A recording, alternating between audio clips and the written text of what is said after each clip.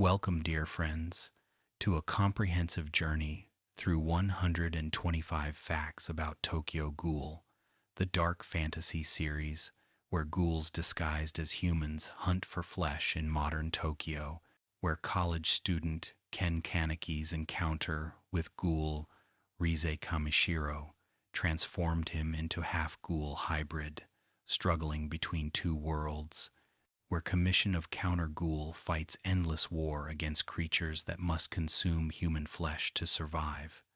where Anteku Coffee Shop serves as sanctuary, where ghouls seek peaceful coexistence, where Kagune weapons emerge from ghoul bodies, creating unique combat abilities, where masks hide identities, allowing ghouls to hunt without exposure, where themes about discrimination, identity, and what defines humanity pervade, creating philosophical depth, and where Sui Ishida crafted tragedy, examining cycle of violence through protagonist whose humanity and monstrosity warred within single body, creating series that questions whether peace is possible when survival demands consumption of other. Before we begin, I'd love to know, where in the world are you watching from tonight? Are you somewhere cozy diving into this dark world? Or perhaps you're a longtime fan revisiting Tokyo Ghoul's tragedy? Drop your location in the comments below, and let's see how far the Tokyo Ghoul fandom reaches across the globe. And if you're enjoying this deep dive into Kaneki's painful journey, please hit that subscribe button and turn on notifications. It really helps the channel grow and lets me know you want more soothing anime content like this. Your support means everything and makes creating these comprehensive explorations possible. Tonight, we'll explore everything about Tokyo Ghoul across 3 parts, totaling 125 facts, told gently like bedtime stories about the world where monsters walk among us, where tragedy is inevitable, where cycles of violence perpetuate, and where Ishida created masterpiece examining humanity through lens of monstrosity. So settle into comfort, close your eyes whenever sleep beckons, and let us begin this gentle journey through Tokyo Ghoul's dark and beautiful world. Fact 1. Tokyo Ghoul's premise establishes world where ghouls are carnivorous creatures identical to humans in appearance, but requiring human flesh for survival, creating species that must kill humans to live, making coexistence fundamentally problematic because ghouls' dietary needs make them predators whose existence threatens humanity. The ghoul biology demonstrates how Ishida created species whose survival necessitates violence, making peaceful coexistence into impossible dream when fundamental nature demands consumption of humans, making ghouls into tragic figures whose existence requires murder, creating moral complexity, where ghouls aren't evil, but are creatures whose biology makes them killers, making Tokyo Ghoul into examination of whether beings whose nature requires harm can be considered moral. Agents, making premise into foundation, exploring themes about nature versus choice, where ghouls must kill, but how they kill and whom they kill remains choice-making series into meditation on whether those forced into violence can be judged for violence when alternative is starvation, making premise philosophically rich. Fact 2. The setting in modern Tokyo creates urban horror where monsters hide in plain sight among millions of humans, making city into hunting ground where anonymity enables ghouls to blend, creating atmosphere where anyone could be predator. The Tokyo setting demonstrates how Ishida used recognizable location, creating horror through mundane, familiar spaces, becoming dangerous, making urban environment into character, where crowds provide camouflage for ghouls whose human day appearance makes identification impossible, making city into place where trust is liability because neighbor might be ghoul, making Tokyo into setting that isolation despite population density creates, because fear prevents genuine connection, making urban horror into examination of how modern alienation makes communities vulnerable, showing that anonymity that cities provide benefits, predators making Tokyo into perfect setting for series about hidden monsters whose invisibility is their greatest weapon, making familiar into dangerous through revealing that safety is illusion when ghouls walk undetected among humans, making urban setting into commentary about disconnection in modern cities where strangers remain strangers, enabling predators to operate unnoticed. Fact 3. Ken Kaneki begins series as ordinary college student studying literature at Kami University, whose shy personality and love of reading made him relatable protagonist, demonstrating how ordinary person becomes extraordinary through trauma. The normal beginning demonstrates how Ishida started with everyman character whose transformation would be dramatic, making Kaneki into audience surrogate, whose horror at becoming ghoul mirrors viewers' reactions, making ordinary start into deliberate choice, where relatability makes subsequent tragedy more impactful, because Kaneki was person readers could identify with, making his transformation into monster more horrifying through starting as recognizable human, making Kaneki into character whose journey from human to hybrid to accepting identity creates arc, examining what makes someone human, showing that identity is complicated when biology changes, making Kaneki into vehicle for exploring how trauma changes people irreversibly, making ordinary beginning into foundation that transformation built upon, showing how anyone could become monster when circumstances force change, making Kaneki into proof that monstrosity isn't inherent but is created through violence and trauma. Fact 4. The date with Riz Kamishiro that ends in disaster when she reveals herself as ghoul and attacks Kaneki creates inciting incident where ordinary life ends violently, demonstrating how quickly normalcy shatters. The attack demonstrates how Ishida used romantic setup, subverting expectations, where date becomes predation, making Rize into literal predator whose attraction to Kaneki was hunger, making date into hunt, creating moment where Kaneki's D's innocence ends through violent revelation that monsters are real, making attack into transformation, beginning where dying from Rize's assault leads to transplant that makes Kaneki into hybrid, making date into last moment of humanity, before becoming something other, making Rize into catalyst whose organs inside Kaneki create identity crisis, making attack into violence that literally changes Kaneki's biology, making him into creature he feared, creating dramatic irony where Kaneki becomes what he dreaded, making date disaster into origin story,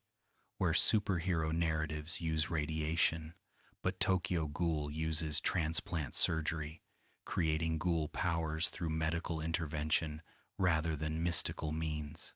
making attack into realistic horror, where dying led to transformation that saved life while ending humanity. Fact 5. The steel beam accident that crushes both Kaneki and Rize creates opportunity for Dr. Kanu's unauthorized transplant, where Rize's organs are placed in dying Kaneki, creating half-ghoul hybrid, demonstrating how medical ethics are violated, creating monster. The transplant demonstrates how Ishida used medical horror, where surgery that saved life also destroyed it, making transplant into violation where Kaneki didn't consent to becoming ghoul, making Kanu into mad scientist whose experiments created abomination, making surgery into crime that Kaneki is victim of, creating sympathy where transformation wasn't chosen, making Kaneki into unwilling monster whose ghoul nature was forced upon him, making transplant into examination of medical ethics when saving life requires changing fundamental nature, making surgery into question about whether preserving life justifies any means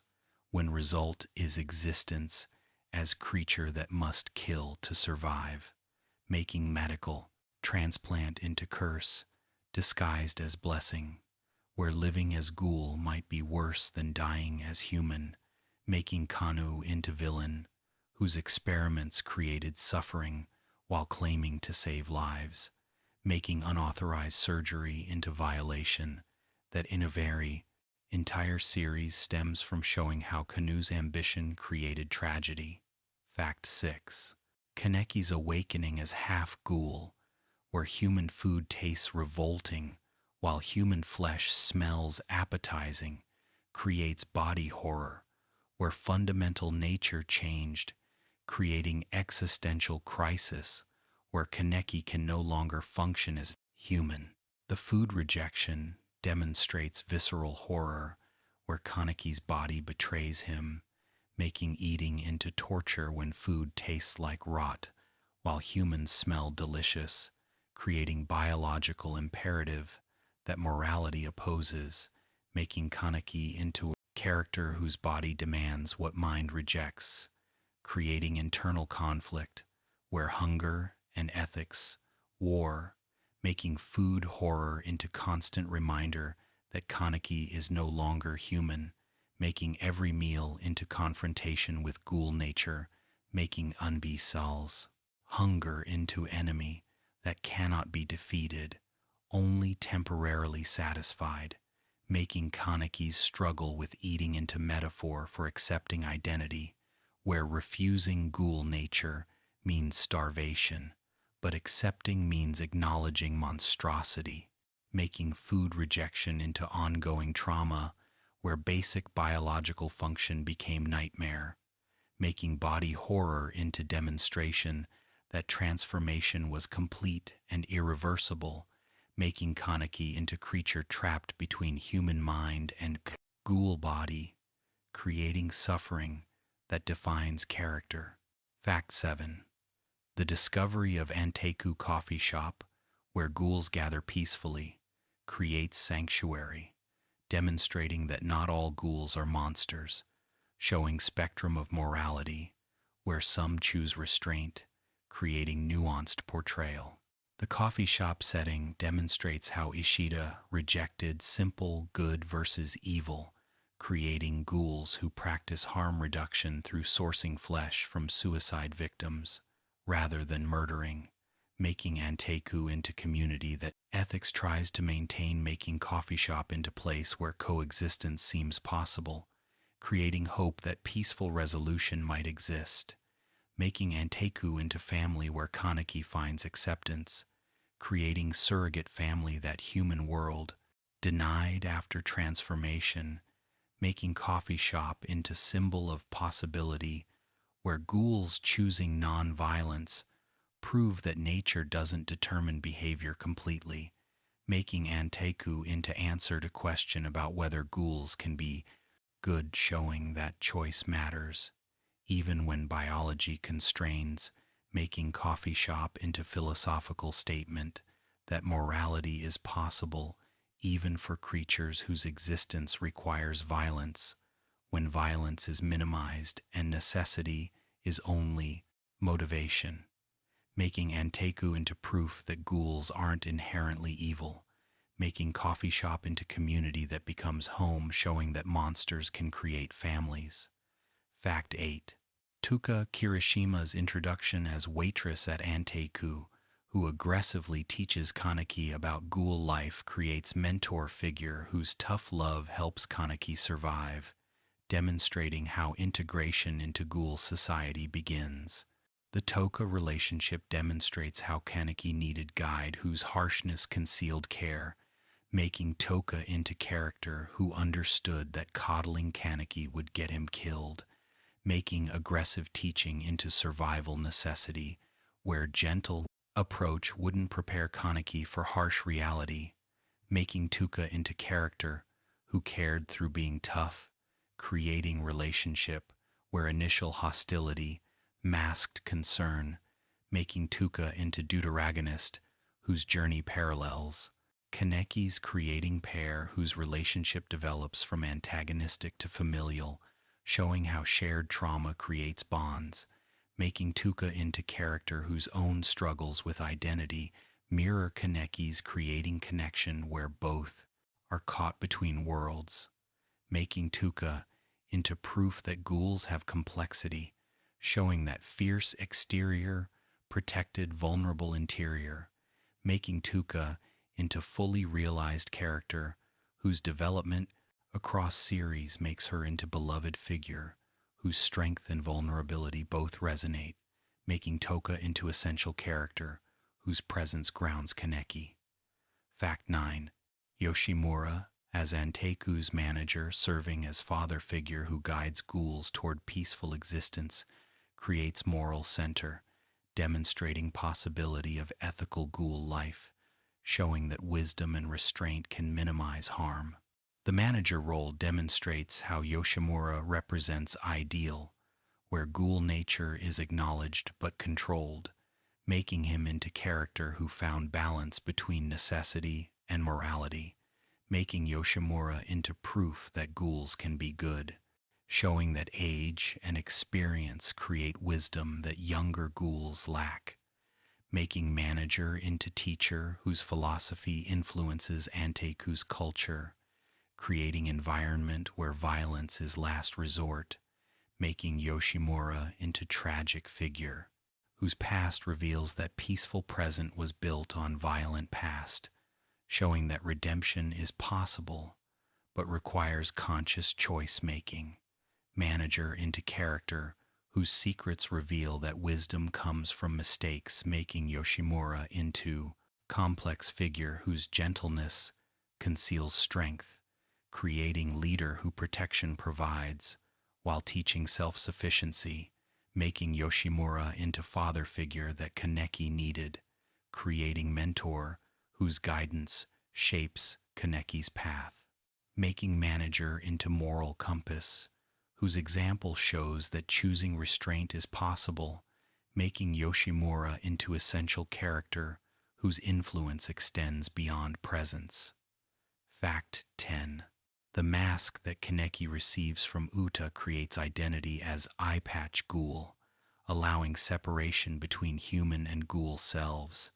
demonstrating how disguise enables dual existence, creating symbol of divided identity. The mask symbolism demonstrates how Ishida used physical object representing psychological split,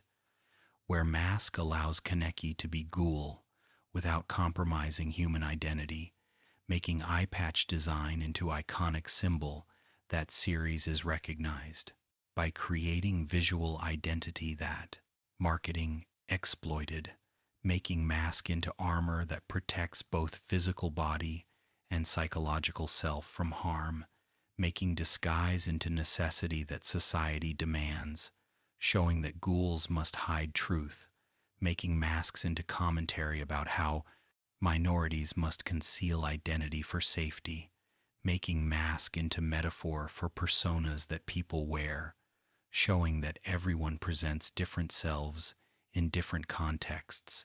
making Kaneki's mask into literal representation of metaphorical truth that identity is performance, making mask into tool that enables action while protecting identity, making disguise into freedom where Kaneki can act without consequences,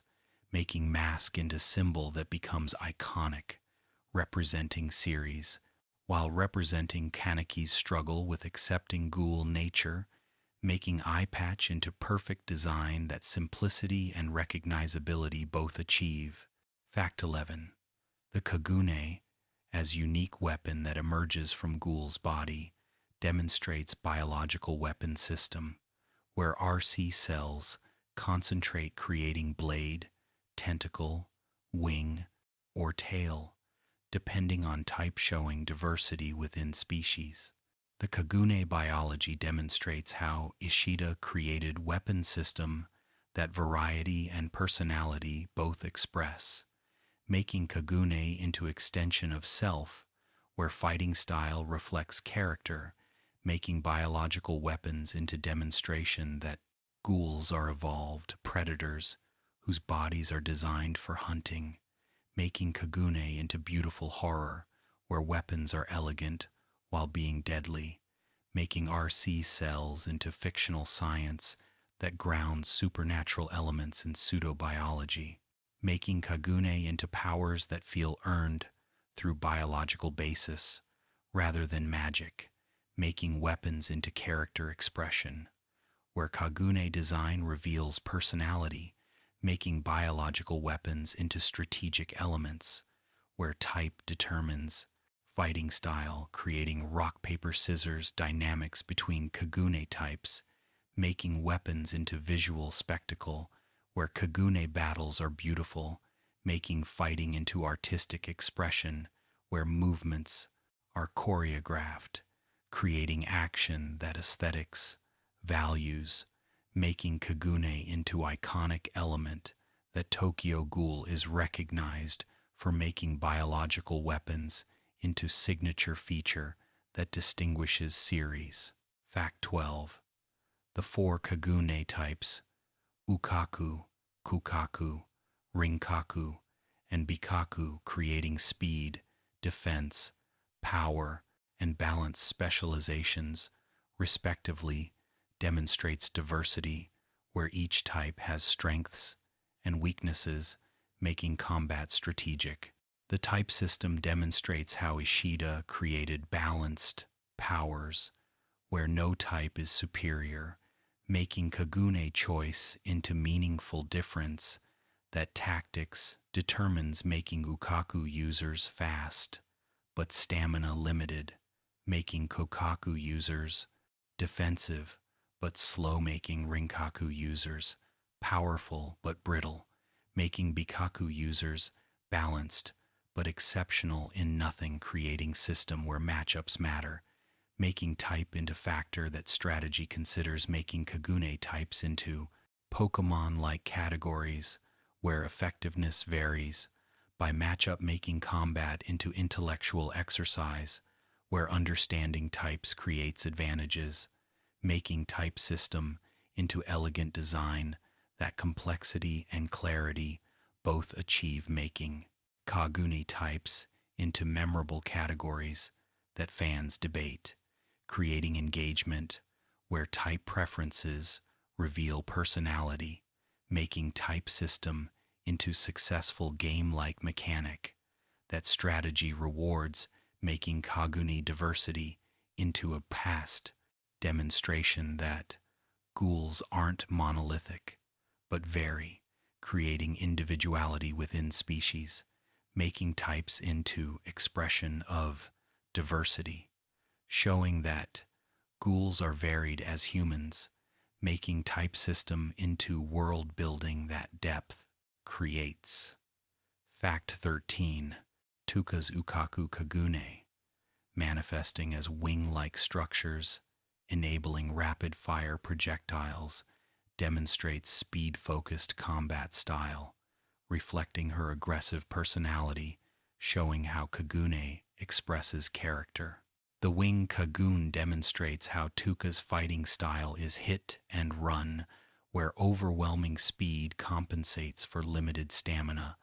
making her into character whose battles are intense but brief, making Ukaku into perfect match for personality, where aggression channeled through speed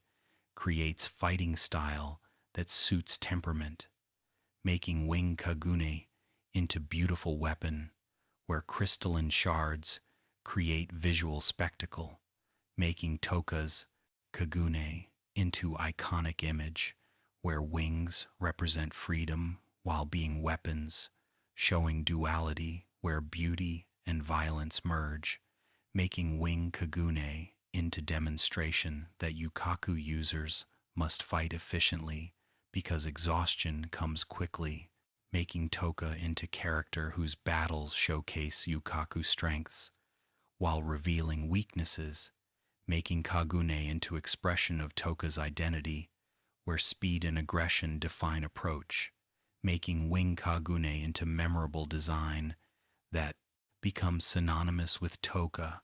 making Kagune into character signature that visual identity establishes, making Toka's wings into symbol, representing her strength and vulnerability, showing how Kagune reveals both. Fact 14. The Commission of Counter Ghoul, CCG, as government organization dedicated to exterminating ghouls, creates antagonist faction, demonstrating how humans respond to threat with systematic violence, showing that both sides perpetuate cycle. The CCG existence demonstrates how Ishida created sympathetic antagonists, where investigators are heroes from human perspective, making CCG into organization that legitimate goals pursues through questionable means, making investigators into characters who believe they're protecting humanity, making CCG into force that nuance has, where not all investigators are evil, showing spectrum within organization, making CCG into demonstration that institutions reflect societies, fears creating military response to existential threat, making organization into necessary evil that humans created for survival, showing that CCG's existence is understandable, even when methods are brutal, making investigators into $1. Characters who trauma often motivates, where ghoul attacks created desire for revenge, making CCG into self-perpetuating cycle where violence begets violence, making organization into symbol of how fear creates oppression, showing that CCG's brutality toward ghouls mirrors ghouls' violence toward humans, creating equivalence where both sides are victims and perpetrators, making CCG into complex antagonist that simplicity rejects. Fact 15. Ghoul investigators using quinque weapons made from harvested kagune demonstrates how humans fight ghouls using ghoul biology against them, creating weapons from killed ghouls, showing disrespect for remains. The quinque creation demonstrates body horror, where dead ghouls become weapons, making kagune harvesting into desecration, that death doesn't end, making quinque into demonstration of how violence perpetuates, where killing ghouls provides weapons for killing more ghouls, creating cycle where death fuels more death, making quinque into symbol of how war dehumanizes, where enemy remains become tools, making harvesting into war crime that normalization makes acceptable, showing how conflict erodes ethics, making quinque users into characters who wield dead ghouls without considering implications, making weapons into demonstration that both sides commit atrocities where ghouls eat humans, while humans weaponize ghoul corpses, making equivalence where neither side claims moral high ground, making quinque into effective weapons that ethical questions raise, showing that survival instinct overrides morality, making harvested kagune into practical solution, that horror of using corpses as weapons doesn't prevent deployment,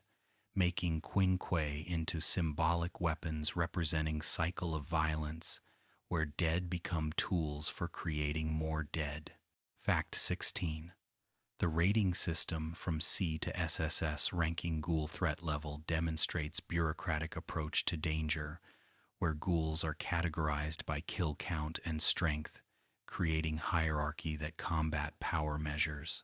The rating system demonstrates how CCG quantifies threat, making ghouls into statistics, where letter grades communicate danger, making ratings into oversimplification, where complex individuals become numbers, making system into dehumanization, where ghouls are reduced to threat levels, making ratings into tool that fear creates, showing how categorization makes oppression easier when Enemies are numbers rather than people, making rating system into demonstration that bureaucracy requires simplification, making SSS-rated ghouls into legends whose strength transcends normal, making rating into narrative device where character strength is communicated through letter grades, making system into gamification where power levels create hierarchy that fans debate, making ratings into successful mechanic that clarity provides while oversimplifying reality, making rating system into example of how institutions reduce people to categories, making ghouls into threats measured by letters rather than individuals with stories, making ratings into dehumanization tool that makes killing easier when targets are C-rated rather than people, making rating system into symbol of how systems enable violence through abstraction. Fact 17. Kureo Mado as veteran investigator whose family was killed by ghouls creates sympathetic antagonist whose hatred is understandable,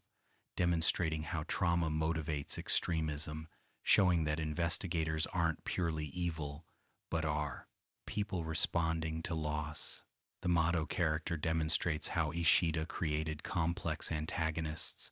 where hatred has source, making Mado into person whose cruelty stems from pain, making investigator into tragic figure whose family's murder created obsession, showing that vengeance drives actions, making Mado into character who can't see ghouls as individuals because personal loss prevents empathy, making investigator into representation of how trauma destroys nuance,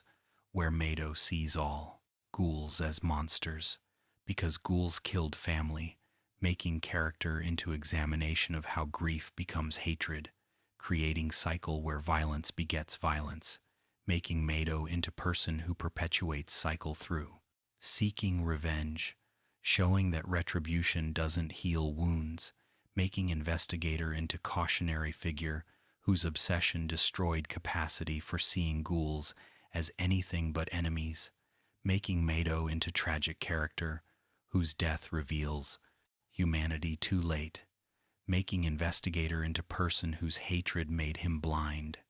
creating character whose fate demonstrates cost of vengeance, making Mado into memorable antagonist whose complexity makes him sympathetic despite cruelty. Fact 18.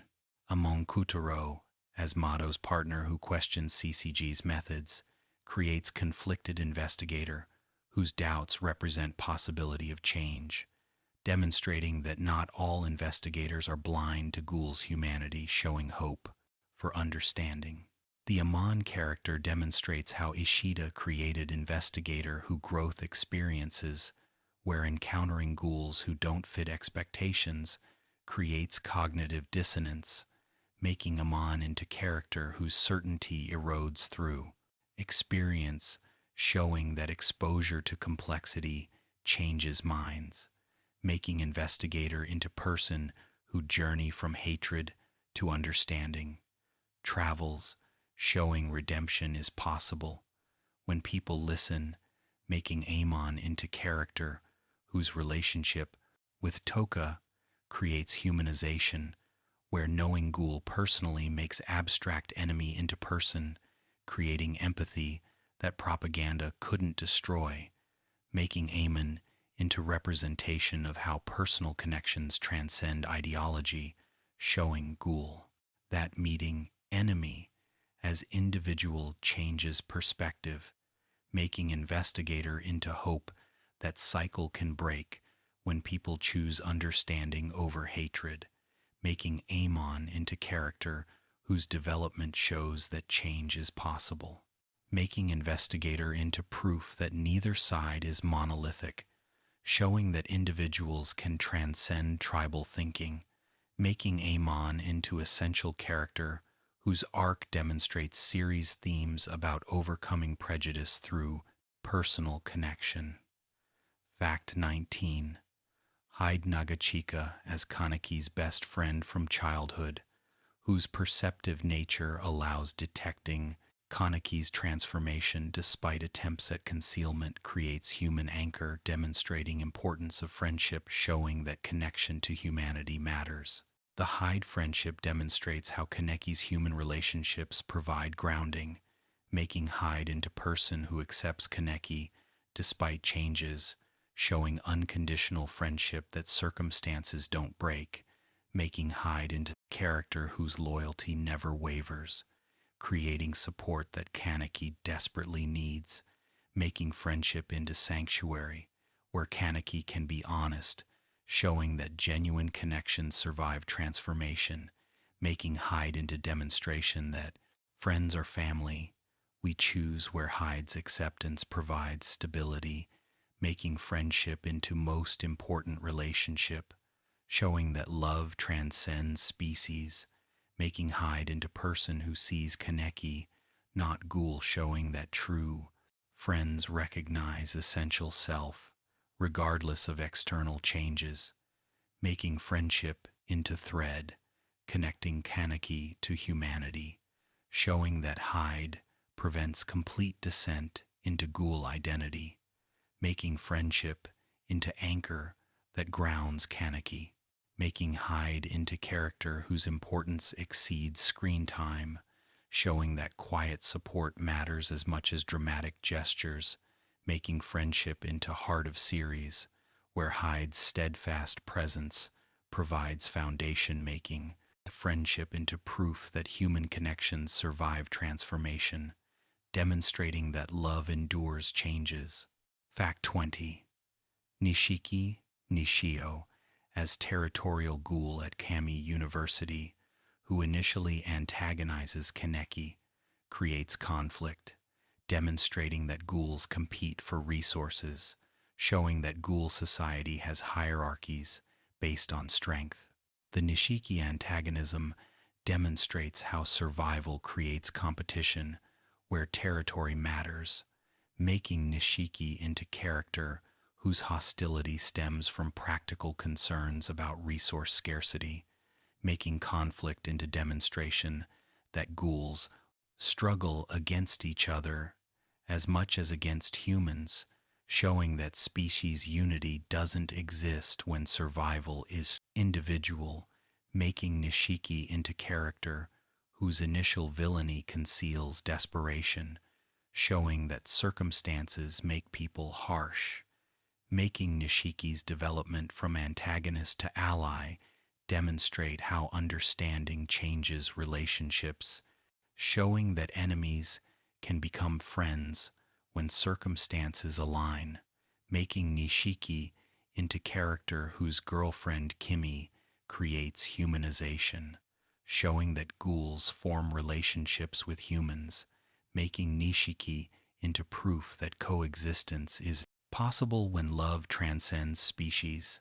making character development into arc where initial impression is subverted, showing that first appearances deceive, making Nishiki into fully realized character whose journey from territorial ghoul to ally demonstrates growth, making initial antagonism into foundation for later friendship,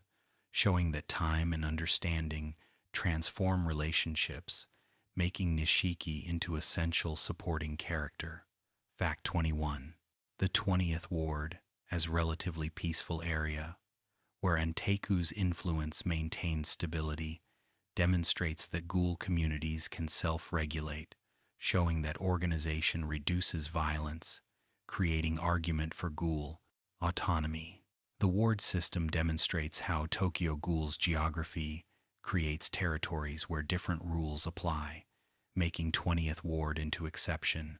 where peace is possible through leadership, creating model that other wards could follow, making ward into demonstration that ghouls can coexist peacefully when organization exists, showing that structure reduces chaos,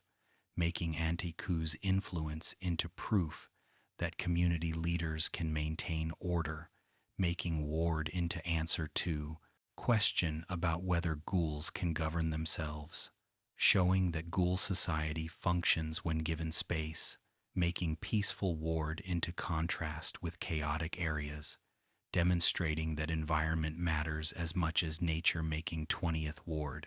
into hope that coexistence is achievable when ghouls organize around nonviolence, showing that peace is possible, making ward into model that series points to as possibility, showing that given chance, ghouls can create stable communities, making 20th ward into proof that extermination isn't only solution, showing that coexistence is viable alternative when space and resources allow, making ward into political statement about allowing marginalized communities self-determination, showing that intervention often creates problems that absence would solve, making peaceful ward into demonstration that ghouls given autonomy create better outcomes than oppression produces. Fact 22. Kaneki's training under Tuka and Yomo to fight and hunt demonstrates learning curve, where becoming effective ghoul requires skill, showing that transformation granted power but not knowledge, making training necessary. The training arc demonstrates how Kaneki must learn to be ghoul, where instinct isn't enough, making training into Bildungsroman, where Kaneki grows through experience, showing that power requires discipline, making training into demonstration that ability without skill is useless, making Kaneki into character who must work to be effective, showing that transformation wasn't automatic power-up, but was beginning of journey,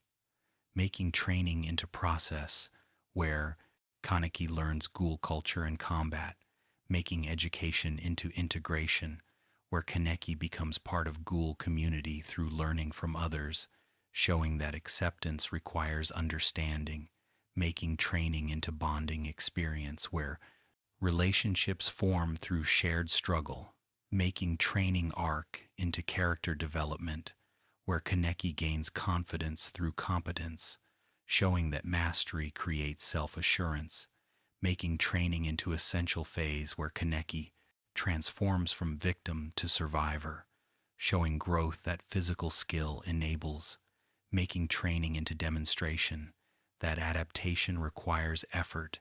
showing that becoming ghoul meant learning entirely new way of existing,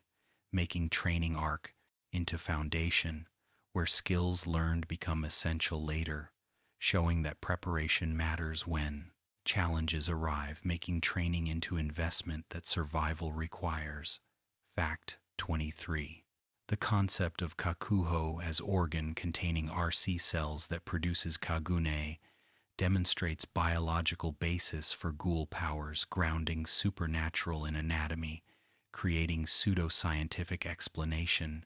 making abilities feel real. The kakuho biology demonstrates how Ishida created consistent rules where kagune has source-making powers into biological rather than magical, creating system that internal logic follows, making kakuho into organ that targeting can disable, making biological basis into strategic element, where destroying kakuho ends threat, making anatomy into weakness that investigators exploit, creating combat, where knowledge of biology creates advantages, making kakuho into plot device, where Kanu's experiments involve transplanting organ, creating scientific explanation for artificial ghouls, making biology into foundation. That story builds upon creating world that rules has making kakuho into demonstration that Tokyo Ghoul respects internal consistency, where powers have sources that consistent remain, making organ into explanation that satisfies, making biology into strength, where pseudoscience grounds fantasy, making kakuho into essential world-building element that verisimilitude creates, making organ into demonstration that good fantasy explains powers rather than accepting them as given, making kakuho into successful world-building that consistency values, making biological explanation into smart choice that believability increases, Fact 24. RC cells, as unique cellular component that only ghouls possess in high concentrations, demonstrates how ghouls are biologically distinct from humans, creating scientific explanation for differences showing that ghouls are separate and species. The RC cell biology demonstrates how Ishida separated ghouls from humans, making them into distinct species rather than modified humans, creating hard biological boundary that hybridization complicates, making RC cells into measure of ghoul nature, where concentration determines strength, making cells into quantifiable element, where numbers matter, making RC biology into system that measurement allows, creating scientific framework that story operates, within making cells into explanation for why ghouls need flesh, where RC cells from consumed humans sustain ghoul biology, making cannibalism into biological necessity rather than choice, creating moral complexity, where dietary needs make ghouls into obligate predators whose survival requires violence, making RC cells into plot device, where levels indicate threat, making biology into diagnostic tool that CCG uses for identifying ghouls, making cells into exposition device, where explaining RC biology teaches audience about world, making scientific grounding into strength, where fantasy elements have basis, making RC cells into essential world building that distinguishes Tokyo Ghoul from other monster. Stories through biological explanation that detail has, making cells into demonstration that thought went into making world consistent and logical. Fact 25. Kaneki's struggle with hunger, creating constant temptation, demonstrates internal conflict, where biology demands what morality rejects, showing that identity crisis is ongoing rather than resolved. The hunger struggle demonstrates how being ghoul means constant battle with instinct, making Kaneki into character whose every moment involves resisting urges, making hunger into enemy that never leaves, creating suffering that transformation inflicts, making starvation versus consumption into impossible choice, where both options cause pain, making hunger into demonstration that being half ghoul means never belonging anywhere, where human food provides no sustenance, while human flesh is morally unacceptable, making Kaneki into character trapped between two worlds, where neither option allows peace, making hunger into physical manifestation of identity crisis, where body demands what mind rejects, making struggle into ongoing trauma, where transformation's effects never end, making hunger into reminder that Kaneki can't return to human life, making constant temptation into price for survival, showing that living as ghoul means perpetual moral compromise, making hunger into best representation of Kaneki's tragedy, where there are no good options, only varying degrees of bad making, struggle into core conflict. That entire series stems from showing that transformation created problem without solution, making hunger into perfect symbol of Kaneki's split identity, where human and ghoul war within single body. Fact 26. The revelation that coffee is one of few things ghouls can consume without suffering creates symbolic importance for Enteku, showing how small pleasures matter more when options are limited. The coffee symbolism demonstrates how Ishida used drinks as metaphor, where sharing coffee creates community, making Anteku into place where social bonds form over rare pleasure, making coffee into symbol of civilization,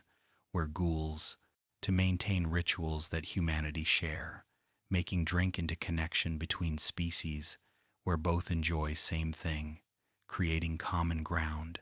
making coffee into proof that ghouls aren't completely alien, showing shared pleasures that coexistence might build upon, making Anteku into coffee shop specifically because drink is neutral, space making symbolic location perfect for narrative about finding common ground, making coffee into small detail, that world building, enriches, showing that thought went into making ghoul biology consistent, making drink into pleasure, that limited options makes precious, showing how restrictions make simple things meaningful, making coffee into demonstration, that taking away most pleasures makes remaining ones more important, making symbolic drink into thread, connecting characters across species, showing coffee as universal language that barriers transcends, making Anteku into perfect setting, where coffee represents possibility of peace, making drink into hope that shared pleasures can bridge divides, showing that common ground exists when people look for it, making coffee into subtle but powerful symbol throughout series. Fact 27. Rise's identity as binge eater, who was SSS-rated ghoul, reveals that Kaneki inherited organs from most dangerous ghoul, creating explanation for his power, showing that strength has source, making Kaneki into character, whose potential comes from Rise. The Rise revelation demonstrates how Kaneki's power isn't his own but is inherited, making strength into borrowed trait that Rise's organs provide, creating identity complication where Kaneki's abilities come from person who tried to kill him, making power into constant reminder of trauma, showing that strength and pain are inseparable, making Rise into persistent presence, whose organs mean she's literally part of Kaneki, creating body horror where killer lives inside, victim making Rise's continued presence into violation that transplant created, showing that Kaneki carries attacker with him always, making inherited power into curse, where strength comes with memories that aren't his, making Rise into ghostly presence that haunts Kaneki, showing that trauma doesn't end when physical threat ends, making binge eater legacy into explanation for why Kaneki is unusually strong, making power scaling into logical outcome of inheriting SSS-rated Kagune, making Rise into plot device, whose death serves story through organs that create protagonist, making binge eater into legend whose reputation Kaneki inherits, showing that power comes with expectations, making inherited strength into burden, where living up to Rise's potential means accepting monstrous identity. Fact 28. Jason Yamori, as sadistic ghoul who captures and tortures, Kaneki creates villain whose cruelty catalyzes transformation,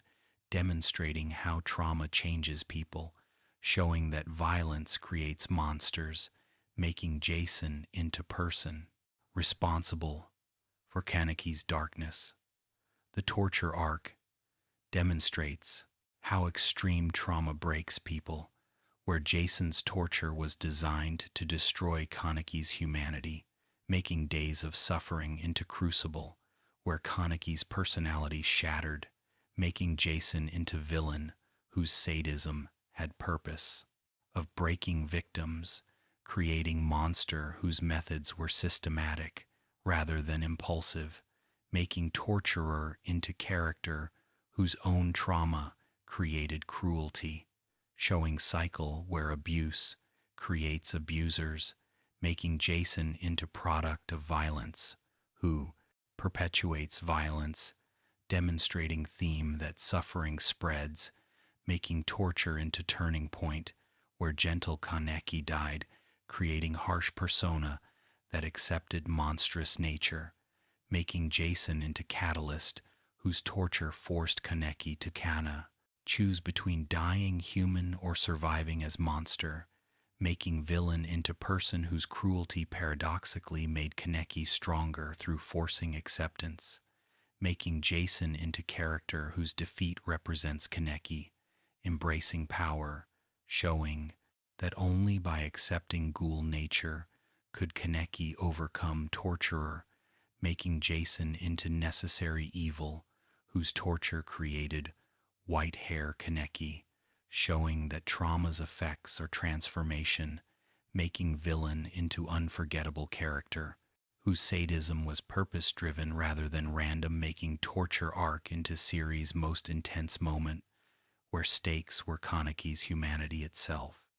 Fact 29. The white hair that Kaneki develops after torture creates visual transformation, symbolizing psychological change, demonstrating how trauma manifests physically, showing that suffering changed him fundamentally, making white hair into mark of trauma. The hair color change demonstrates how Ishida used visual shorthand, where appearance communicates psychological state, making white hair into instant recognition that Kaneki changed, making physical transformation into symbol representing internal shift, making hair into demonstration that torture broke something fundamental, where innocence died, leaving hardened survivor, making color change into marker, dividing before and after, torture showing that Kaneki post-Jason is different person, making white hair into tragic symbol, where change represents loss of innocence, making transformation into visible reminder that suffering leaves permanent marks, making hair into demonstration that trauma doesn't end when torture ends, but continues affecting person forever, making white hair into iconic image that Tokyo Ghoul is recognized by creating visual identity that marketing exploited, making hair color into symbol that fans adopt, showing cultural impact where white hair represents trauma, making physical change into perfect representation of psychological transformation, making hair into elegant storytelling where appearance telegraphs character state, making white hair Kaneki into distinct persona that original Kaneki contrasts with, showing that torture created new person, making hair color into constant reminder that events change us irreversibly, making white hair into one of anime's most iconic character designs through simplicity and symbolic weight. Fact 30. Kaneki's personality shift from passive to aggressive after torture demonstrates how trauma coping mechanisms emerge, showing that accepting monster nature was survival strategy, creating darker persona that violence embraces. The personality change demonstrates how Kaneki transformed from victim to aggressor, where torture taught that strength is necessary, making passive personality into liability that nearly killed him, making shift into adaptation where being kind meant being vulnerable, making aggression into armor, protecting from further harm, making personality change into tragedy where gentleness died, leaving ruthless survivor, showing that torture succeeded in breaking Kaneki even while he escaped, making darker persona into Kaneki, trying to protect himself through becoming threatening, making change into loss, where original personality was victim that couldn't survive, making transformation into grief where Kaneki mourns person he was while accepting person he became, making personality shift into coping mechanism where embracing violence felt safer than being vulnerable, making change into demonstration that trauma changes people fundamentally, where returning to pre-trauma state is impossible, making darker Kaneki into persona that pain created, showing that suffering doesn't make people stronger, but makes them harder, making personality change into tragic necessity, where world that torture revealed demanded toughness that kindness couldn't provide, making shift into realistic portrayal, how trauma affects personality, showing that people protect themselves through becoming what hurt them, making Kaneki into person who learned torture's lessons perhaps too well. Fact 31. The formation of Kaneki's group, including Hinami, Banju, and others, demonstrates leadership emerging from trauma, showing that suffering creates bonds,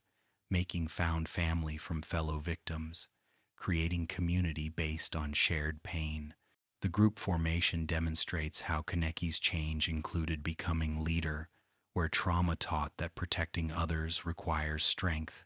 making Kaneki into person who gathers vulnerable ghouls, protecting them from exploitation, showing that despite darkness, Kaneki retained compassion, making group into family where damaged people support each other, showing that trauma survivors understand each other, creating bonds that shared experience forges, making group into demonstration that suffering can create community rather than isolation. When people choose connection,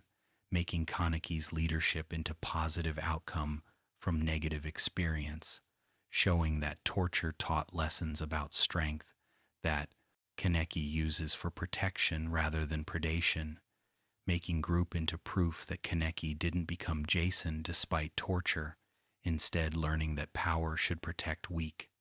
making found family into answer to loneliness, where outcasts create belonging, making group into microcosm of larger theme about creating family from choice rather than blood, showing that ghoul community is people who choose each other, making group dynamics into exploration of how leadership works when leader is damaged, showing that broken people can support each other, creating strength from collective vulnerability, making Kaneki's group into demonstration that trauma doesn't preclude growth, showing that suffering can teach compassion when person refuses, letting pain make them cruel. Fact 32. Hinami Fueguchi, as young ghoul who loses both parents to investigators, creates innocent character whose tragedy demonstrates collateral damage, showing that CCG's war harms children, creating sympathy for ghoul perspective. The Hinami tragedy demonstrates how conflict destroys innocent lives, where child loses everything, making Hinami into victim, whose parents' deaths show that investigators kill without considering families they destroy, making tragedy into indictment of CCG's methods, showing that treating all ghouls as threats means killing parents, leaving orphans, making Hinami into character who represents cost of war, where children suffer for adults' conflicts, making orphan into symbol of cycles victims, showing that violence creates more victims, perpetuating hatred, making Hinami's loss into motivation for Kaneki, protecting her, showing that tragedy inspires protective instinct, making Hinami into BDA, surrogate daughter, whose safety becomes Kaneki's responsibility, creating family bond that blood doesn't require, making Hinami into demonstration that ghouls form families and feel loss, showing humanity that propaganda denies, making orphan into character whose innocence proves ghouls aren't monsters, making Hinami into emotional anchor whose presence reminds that war has casualties, making child character into effective tool for creating sympathy, showing that seeing innocent suffer creates empathy, making Hinami into perfect character for demonstrating that ghoul lives matter through showing child who deserves protection rather than extermination, making orphan into ongoing reminder that conflict destroys futures. Fact 33. The Aogiri Tree organization as militant ghoul faction creates opposing philosophy to Anteku, showing spectrum, where some ghouls embrace violence, demonstrating that species isn't monolithic, making conflict into ideological rather than purely species-based. The Aogiri existence demonstrates how Tokyo Ghoul rejected simple narratives where ghouls aren't united but fight among themselves over philosophy, making Aogiri into extremists whose methods contrast with Anteiku's pacifism, creating internal conflict, showing that biggest threat to peaceful ghouls is violent ghouls making organization into demonstration,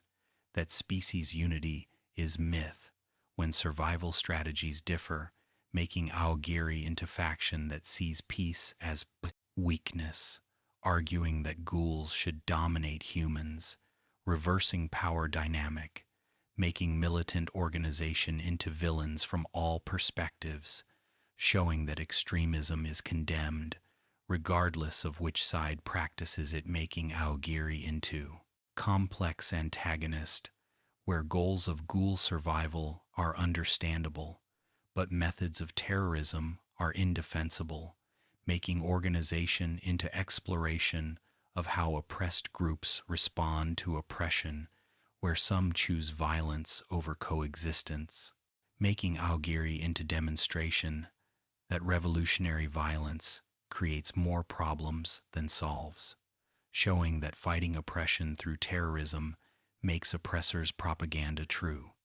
making militant faction into cautionary tale about how extremism undermines legitimate grievances, making Aogiri into complicated antagonist that series neither fully condemns nor endorses, creating moral ambiguity about resistance methods. Fact 34. The one-eyed owl, as mysterious SSS-rated ghoul whose identity drives plot, creates legend, demonstrating how fear and mythology surround powerful ghouls, showing that reputation creates power beyond actual abilities. The owl legend demonstrates how Tokyo Ghoul used mystery-creating figure whose true identity was hidden, making owl into ghost story that characters fear, showing power that reputation wields, making legend into self-perpetuating, where fear of owl makes owl more dangerous, creating psychological warfare, where mere possibility of owl's presence affects behavior, making mysterious ghoul into MacGuffin, driving plot forward through characters seeking truth about identity, making owl into demonstration that information is power, where knowing owl's identity provides strategic advantage, making legend into plot device that investigation motivates, making mysterious ghoul into symbol of ghoul power, showing that even CCG fears some ghouls, making owl into equalizer, where single ghoul can challenge entire organization, creating David versus Goliath dynamic that reverses usual power imbalance, making legend into hope for oppressed ghouls, showing that resistance is possible when powerful figures oppose CCG, making owl into in symbol of resistance, whose mere existence inspires others, showing that heroes and villains are perspective dependent, making mysterious ghoul into brilliant plot device that multiple purposes serves, creating mythology that world enriches while driving narrative forward through mystery that revelation of identity eventually provides, creating satisfying payoff when truth emerges, showing that owl was more than legend but was person whose actions matched reputation. Fact 35. Eto Takatsuki, as famous horror novelist, provides cover identity, demonstrating how ghouls hide in plain sight, showing that public figures might be predators, creating paranoia. The novelist identity demonstrates how Ishida used dramatic irony, where horror author literally is monster, making Eto into character whose profession perfectly masks nature, showing that ghouls adapt to human society through finding niches where unusual behavior is expected, making novelist into perfect cover, where eccentricity is accepted, making Eto into character who hides truth in fiction, showing that her books contain genuine insights into ghoul nature that humans read as fantasy, creating situation where truth is dismissed as imagination, making novelist identity into commentary about how people don't see what doesn't fit, expectations showing that Ito succeeds through being obviously suspicious, making investigators ignore her because surely Ghoul wouldn't be so public, making hiding in plain sight into strategy that psychology exploits where obviousness becomes camouflage, making Eto into clever character whose intelligence manifests through choosing profession that provides freedom, making novelist into demonstration that ghouls who integrate into human society can thrive, showing that coexistence happens when individuals find ways to belong, making Eto into proof that ghouls have talents beyond hunting, showing that reducing ghouls to predators ignores complexity, making novelist identity into humanization, showing that Eto has passion for writing, making her into character whose ghoul nature is one aspect rather than entire identity. Fact 36. The revelation that Eto is One-Eyed Owl and Aogiri's leader creates twist, demonstrating that protagonist assumptions about antagonists were incomplete, showing complexity where villain has legitimate grievances. The identity reveal demonstrates how Ishida subverted expectations where mysterious owl was public figure, making revelation into shock that recontextualizes earlier scenes, showing that Eto was present throughout, making reveal into demonstration of hiding in plain sight, making Owl's identity into perfect twist where clues existed but weren't recognized, making revelation into satisfying payoff that fair mystery provides, making Eto into character whose villainy has motivation, where tragic past created revolutionary, showing that Owl isn't evil but is person responding to injustice, making revelation into nuance, where antagonist becomes sympathetic through understanding context, making Eto into tragic villain whose methods are wrong but whose anger is justified, showing that conflict has no simple solutions when both sides have legitimate complaints, making Owl reveal into demonstration that leaders of violent movements are often victims seeking power to prevent future victimization, making Eto into complex character whose leadership of Aogiri stems from desire to protect ghouls through strength, making revelation into political commentary about how oppression creates radicals, showing that violent resistance emerges from peaceful options failing, making Eto into character whose extremism is response to systematic violence, making Owl identity into perfect reveal that character enriches while complicating moral landscape, showing that simple heroism and villainy don't exist in Tokyo Ghoul's world. Fact 37. Kaneki's infiltration of Aogiri to rescue friends demonstrates heroism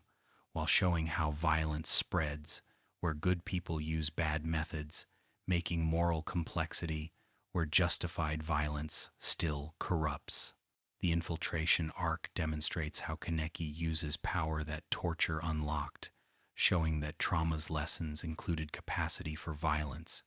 making rescue into demonstration that protecting others requires harming enemies, making Kaneki into character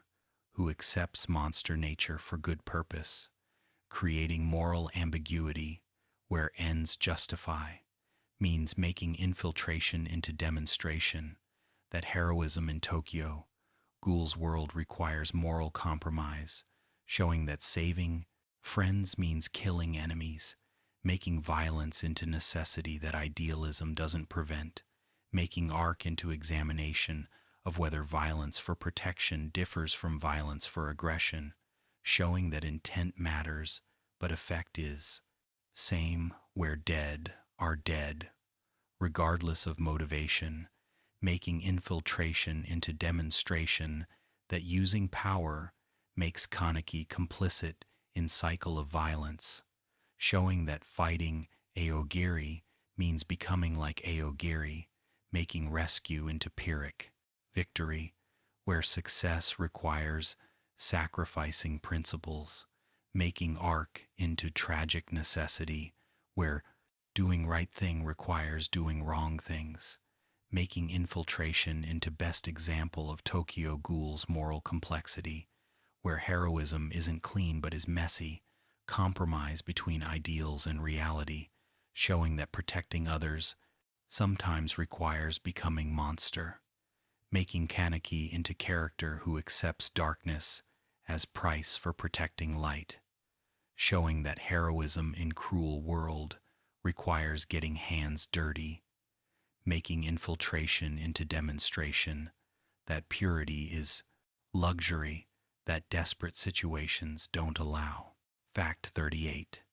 Quink Squad as modified humans with artificially implanted kakuho demonstrates CCG using ghoul biology, creating hybrids, showing that sides aren't as distinct as propaganda claims, making boundaries blur. The Quink's existence demonstrates how race-equal expanded concept introducing controlled hybrids where humans get ghoul powers without losing humanity, creating successful integration that Kaneki's accidental transformation couldn't achieve, making Quinks into demonstration that science can create super soldiers using ghoul biology, showing that CCG adapted to ghoul threat through becoming partially ghoul themselves, making hybrids into irony where fighting ghouls required becoming like ghouls, showing that extended conflict erodes differences, making Quinks into proof that ghoul and human biology can merge successfully when controlled, making Squad into exploration of what identity means when biology is chosen rather than imposed, making Quinks into characters who voluntarily became what Kaneki involuntarily became, creating contrast where choice versus chance determines reaction, making Squad into new generation who don't see ghoul nature as curse but as tool, showing evolution in how society views ghouls, where utility overcomes prejudice, making Quinks into demonstration that hybrid existence can be normal when integrated properly, showing that Kaneki's suffering stemmed partly from lack of support, making Squad into better outcome when hybridization is systematic rather than accidental, making Quinks into hope that coexistence is possible when barriers between species erode, creating future where hybrid is identity rather than aberration. Fact 39. Hisasaki as Kaneki's amnesiac identity, working for CCG, creates irony where former ghoul becomes investigator, showing memory's role in identity, demonstrating that without past, Kaneki could be molded into opposite. The Sasaki identity demonstrates how re-explored identity through amnesia, where Kaneki without memories becomes different person, showing that identity requires continuity, making Sasaki into demonstration that personality is accumulated, experience showing nature versus nurture, where biology remained but behavior changed, making Sasaki into tragedy, where Kaneki's suffering was erased along with identity, creating person who superficially seemed better off but was incomplete, showing that painful memories are still self-making amnesia into violation, where Kaneki was stolen from himself, making Sasaki into CCG's attempt at redemption, where making Kaneki into investigator represented integration, showing that even Ghoul could serve humans when properly conditioned, making Sasaki into disturbing commentary about brainwashing,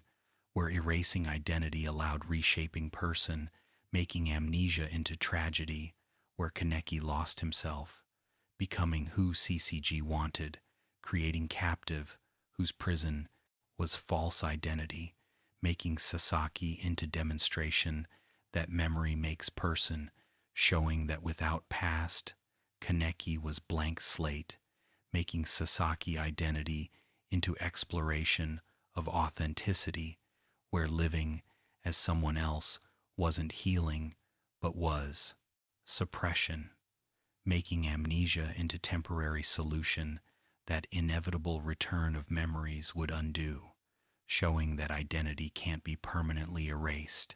making Sasaki into doomed persona whose eventual dissolution was certain, making Heisei into tragic figure who knew something was missing without knowing what, making amnesia identity into compelling exploration of self.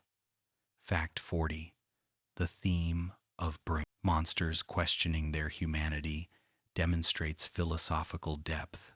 where series asks, what makes someone human?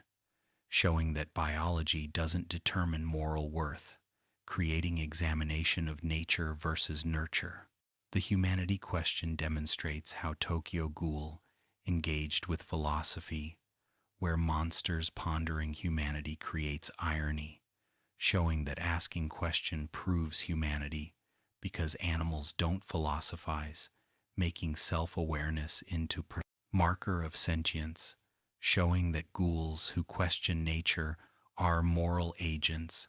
making humanity theme into central inquiry,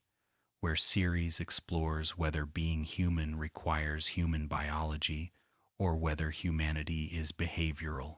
creating argument that morality transcends species, showing that ethical ghouls are more human than cruel humans, making theme into demonstration that humanity is choice rather than nature,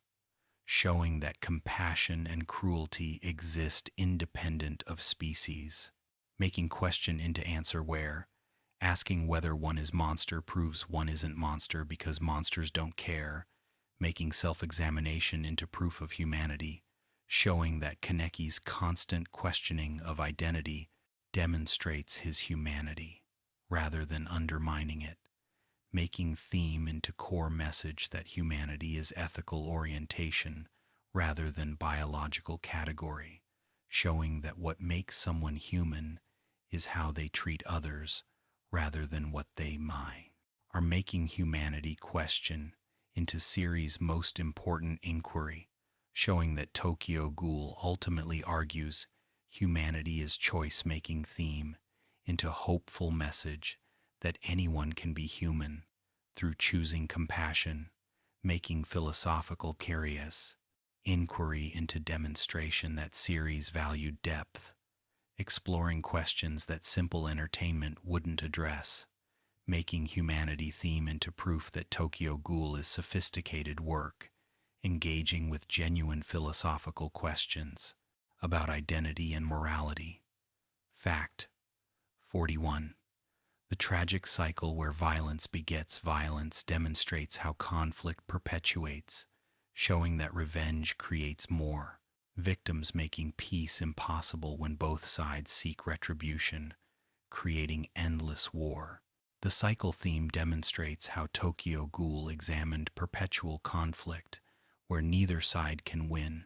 because victory requires genocide, making cycle into tragedy, where fighting continues, because forgiveness is impossible, when fresh wounds constantly occur, making perpetuation into inevitable outcome when violence answers,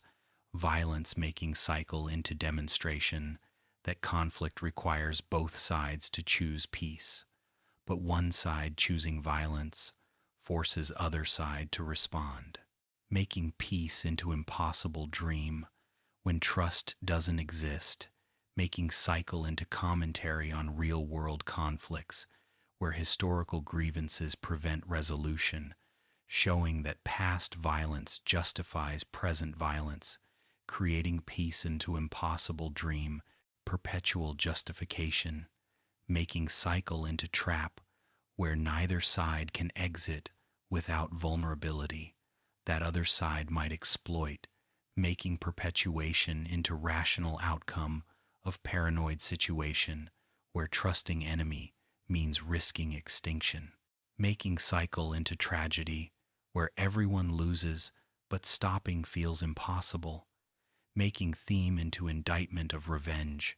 showing that retribution doesn't heal wounds but creates new ones, making cycle into central message that violence is self-destructive, showing that winning through violence means becoming what one fought, making theme into cautionary message about how conflict dehumanizes all participants, showing that extended war erodes morality, making both sides into monsters, making cycle into demonstration that peace requires breaking pattern through someone refusing to retaliate. But individual action can't break systematic cycle, making theme into recognition that conflict is structural, rather than individual, making peace into requiring institutional change, rather than personal virtue, making cycle theme into sophisticated political commentary,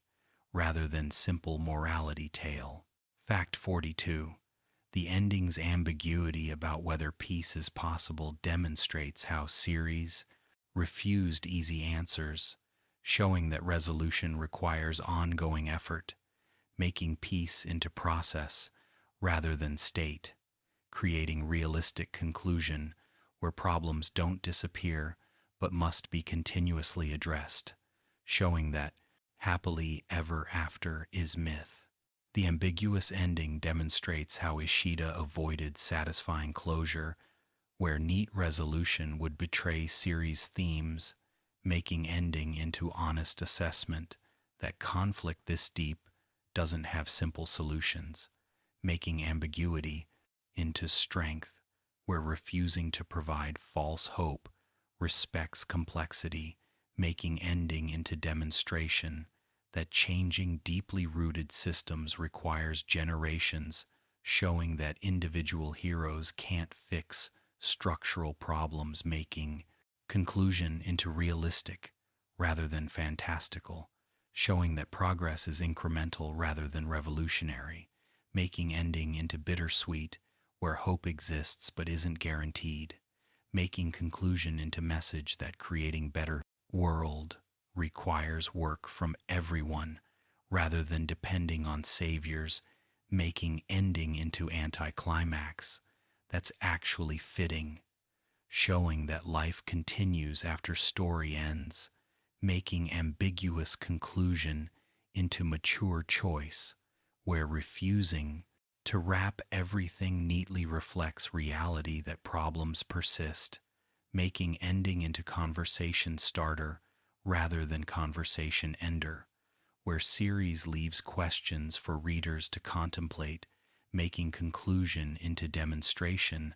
that best art doesn't provide answers but asks questions, making ending into perfect capstone for series that valued complexity, showing that Tokyo Ghoul's legacy is making people think rather than providing escape, making ambiguous ending into proof that series respected intelligence, refusing to insult audience with neat bow, making conclusion into last demonstration that Tokyo Ghoul was sophisticated work that questions valued over answers, making ending into fitting, a conclusion for series about cycles, showing that breaking cycles requires ongoing effort that story's end doesn't resolve, making ambiguous ending into honest recognition that peace is hard won and easily lost, requiring eternal vigilance, making conclusion into final message that better world is possible but not guaranteed, requiring everyone's participation, making ending into call to action rather than escapist fantasy, showing Tokyo Ghoul's ultimate message that creating peace requires choosing it continuously rather than achieving it once. And so concludes the first part of our Tokyo Ghoul journey, having explored the world where ghouls hide among humans requiring flesh to survive. Kaneki's tragic transformation from human to half-ghoul hybrid, Anteiku coffee shop as sanctuary for peaceful coexistence, Kagune types creating diverse combat, CCG's systematic war against ghouls, Tuka and Yoshimura as guides teaching Kaneki ghoul life, Jason's torture catalyzing Kaneki's dark transformation into white-haired persona, themes about humanity and monstrosity, cycle of violence perpetuating conflict, and ambiguous hope that peace might be possible. Rest now if sleep calls, or continue to part 2 for more facts. Sleep gently, dear friends. Welcome back, dear friends, to our continuing exploration of Tokyo Ghoul's dark and beautiful tragedy. In this second part, we'll discover how masks serve both literal and metaphorical purposes, explore the various identities that Kaneki inhabits throughout his journey, examine the supporting cast whose stories enrich the narrative, investigate the organizational structures of CCG and ghoul factions, delve into the art and symbolism that pervades the series, uncover the themes about family both biological and chosen, explore the horror elements that made Tokyo Ghoul visceral, and reveal how Sui Ishida crafted a world where every character carries trauma that shapes their actions. So settle back comfortably, close your eyes when sleep beckons, and let us continue this gentle journey through the tragedy where monsters and humans both struggle to survive. Fact: Sishisan, the mask as central symbol, representing hidden identity, demonstrates how ghouls must conceal truth, showing that survival requires deception, creating commentary about marginalized groups hiding for safety, making masks into necessary armor that protection provides. The mask symbolism demonstrates how Tokyo Ghoul used physical object representing psychological reality, where ghouls wear literal masks, while everyone wears metaphorical masks, showing that all people present different selves in different contexts, making ghoul masks into exaggeration of universal truth, that identity is performance, making masks into protection, where anonymity allows action without consequences, showing that ghouls need masks because revealing identity means death, making disguise into survival necessity rather than choice, making masks into demonstration that oppressed groups must hide aspects of self for safety, creating parallel to real-world minorities who conceal identity to avoid persecution, making mask symbolism into political commentary about how discrimination forces people into closets, making hiding into requirement that society's intolerance creates, showing that masks are symptom of oppression rather than ghoul nature, making symbolism into critique, where need for masks indicts society that makes them necessary, making masks into visual representation of dual lives that ghouls live, where public persona hides private truth, making disguise into tragedy, where being true self is dangerous, showing that freedom includes showing face without fear, making masks into symbol of oppression's effects, where hiding becomes normalized, making symbolism rich and multi-layered, serving both practical narrative function and thematic purpose, demonstrating Ishida's skill at making story elements work on multiple levels simultaneously. Fact 44. Utah as mask maker for ghouls creates artisan whose craft enables others' survival, demonstrating how ghoul society has specialists, showing infrastructure that peaceful ghouls built, creating economy where services exist. The Uta character demonstrates how Tokyo Ghoul developed ghoul society, showing that ghouls aren't just predators but have culture and commerce, making mask making into legitimate profession that sustains, showing that enough Ghouls need masks that specialists can make living, making Uta into demonstration that ghoul community functions as society rather than as isolated individuals, making artisan into character whose eccentric personality shows ghoul diversity, where not all ghouls are violent or traumatized, but some are simply artists, making Uta into humanizing character, whose passion for craft shows that ghouls have interests beyond survival, making Mask Maker into proof that ghoul culture has that depth, showing that reducing ghouls to predators ignores complexity, making Uta into character who represents peaceful ghoul life, where art and craft are valued, showing that ghoul society has room for non-combat specialists, making death artisan into demonstration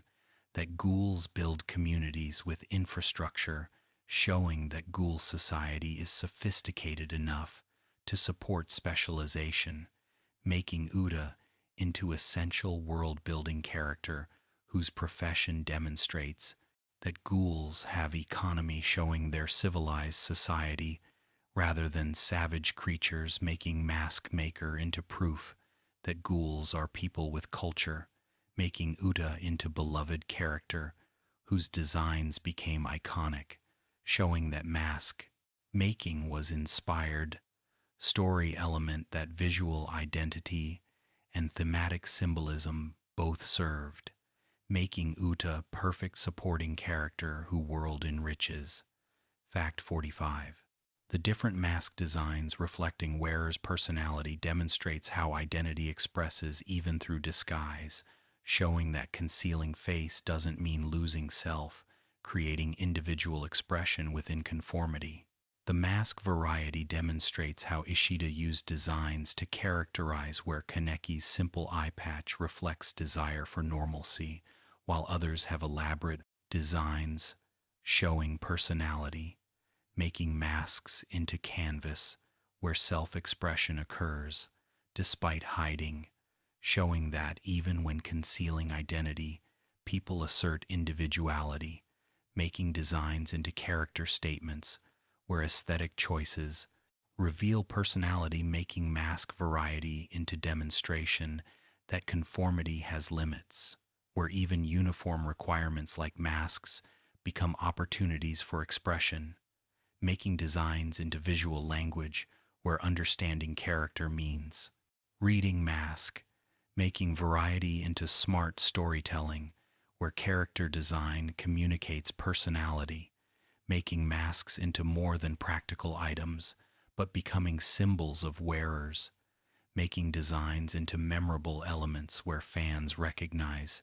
characters by masks, showing that visual identity was successfully established, making mask variety into demonstration that hiding doesn't mean losing self,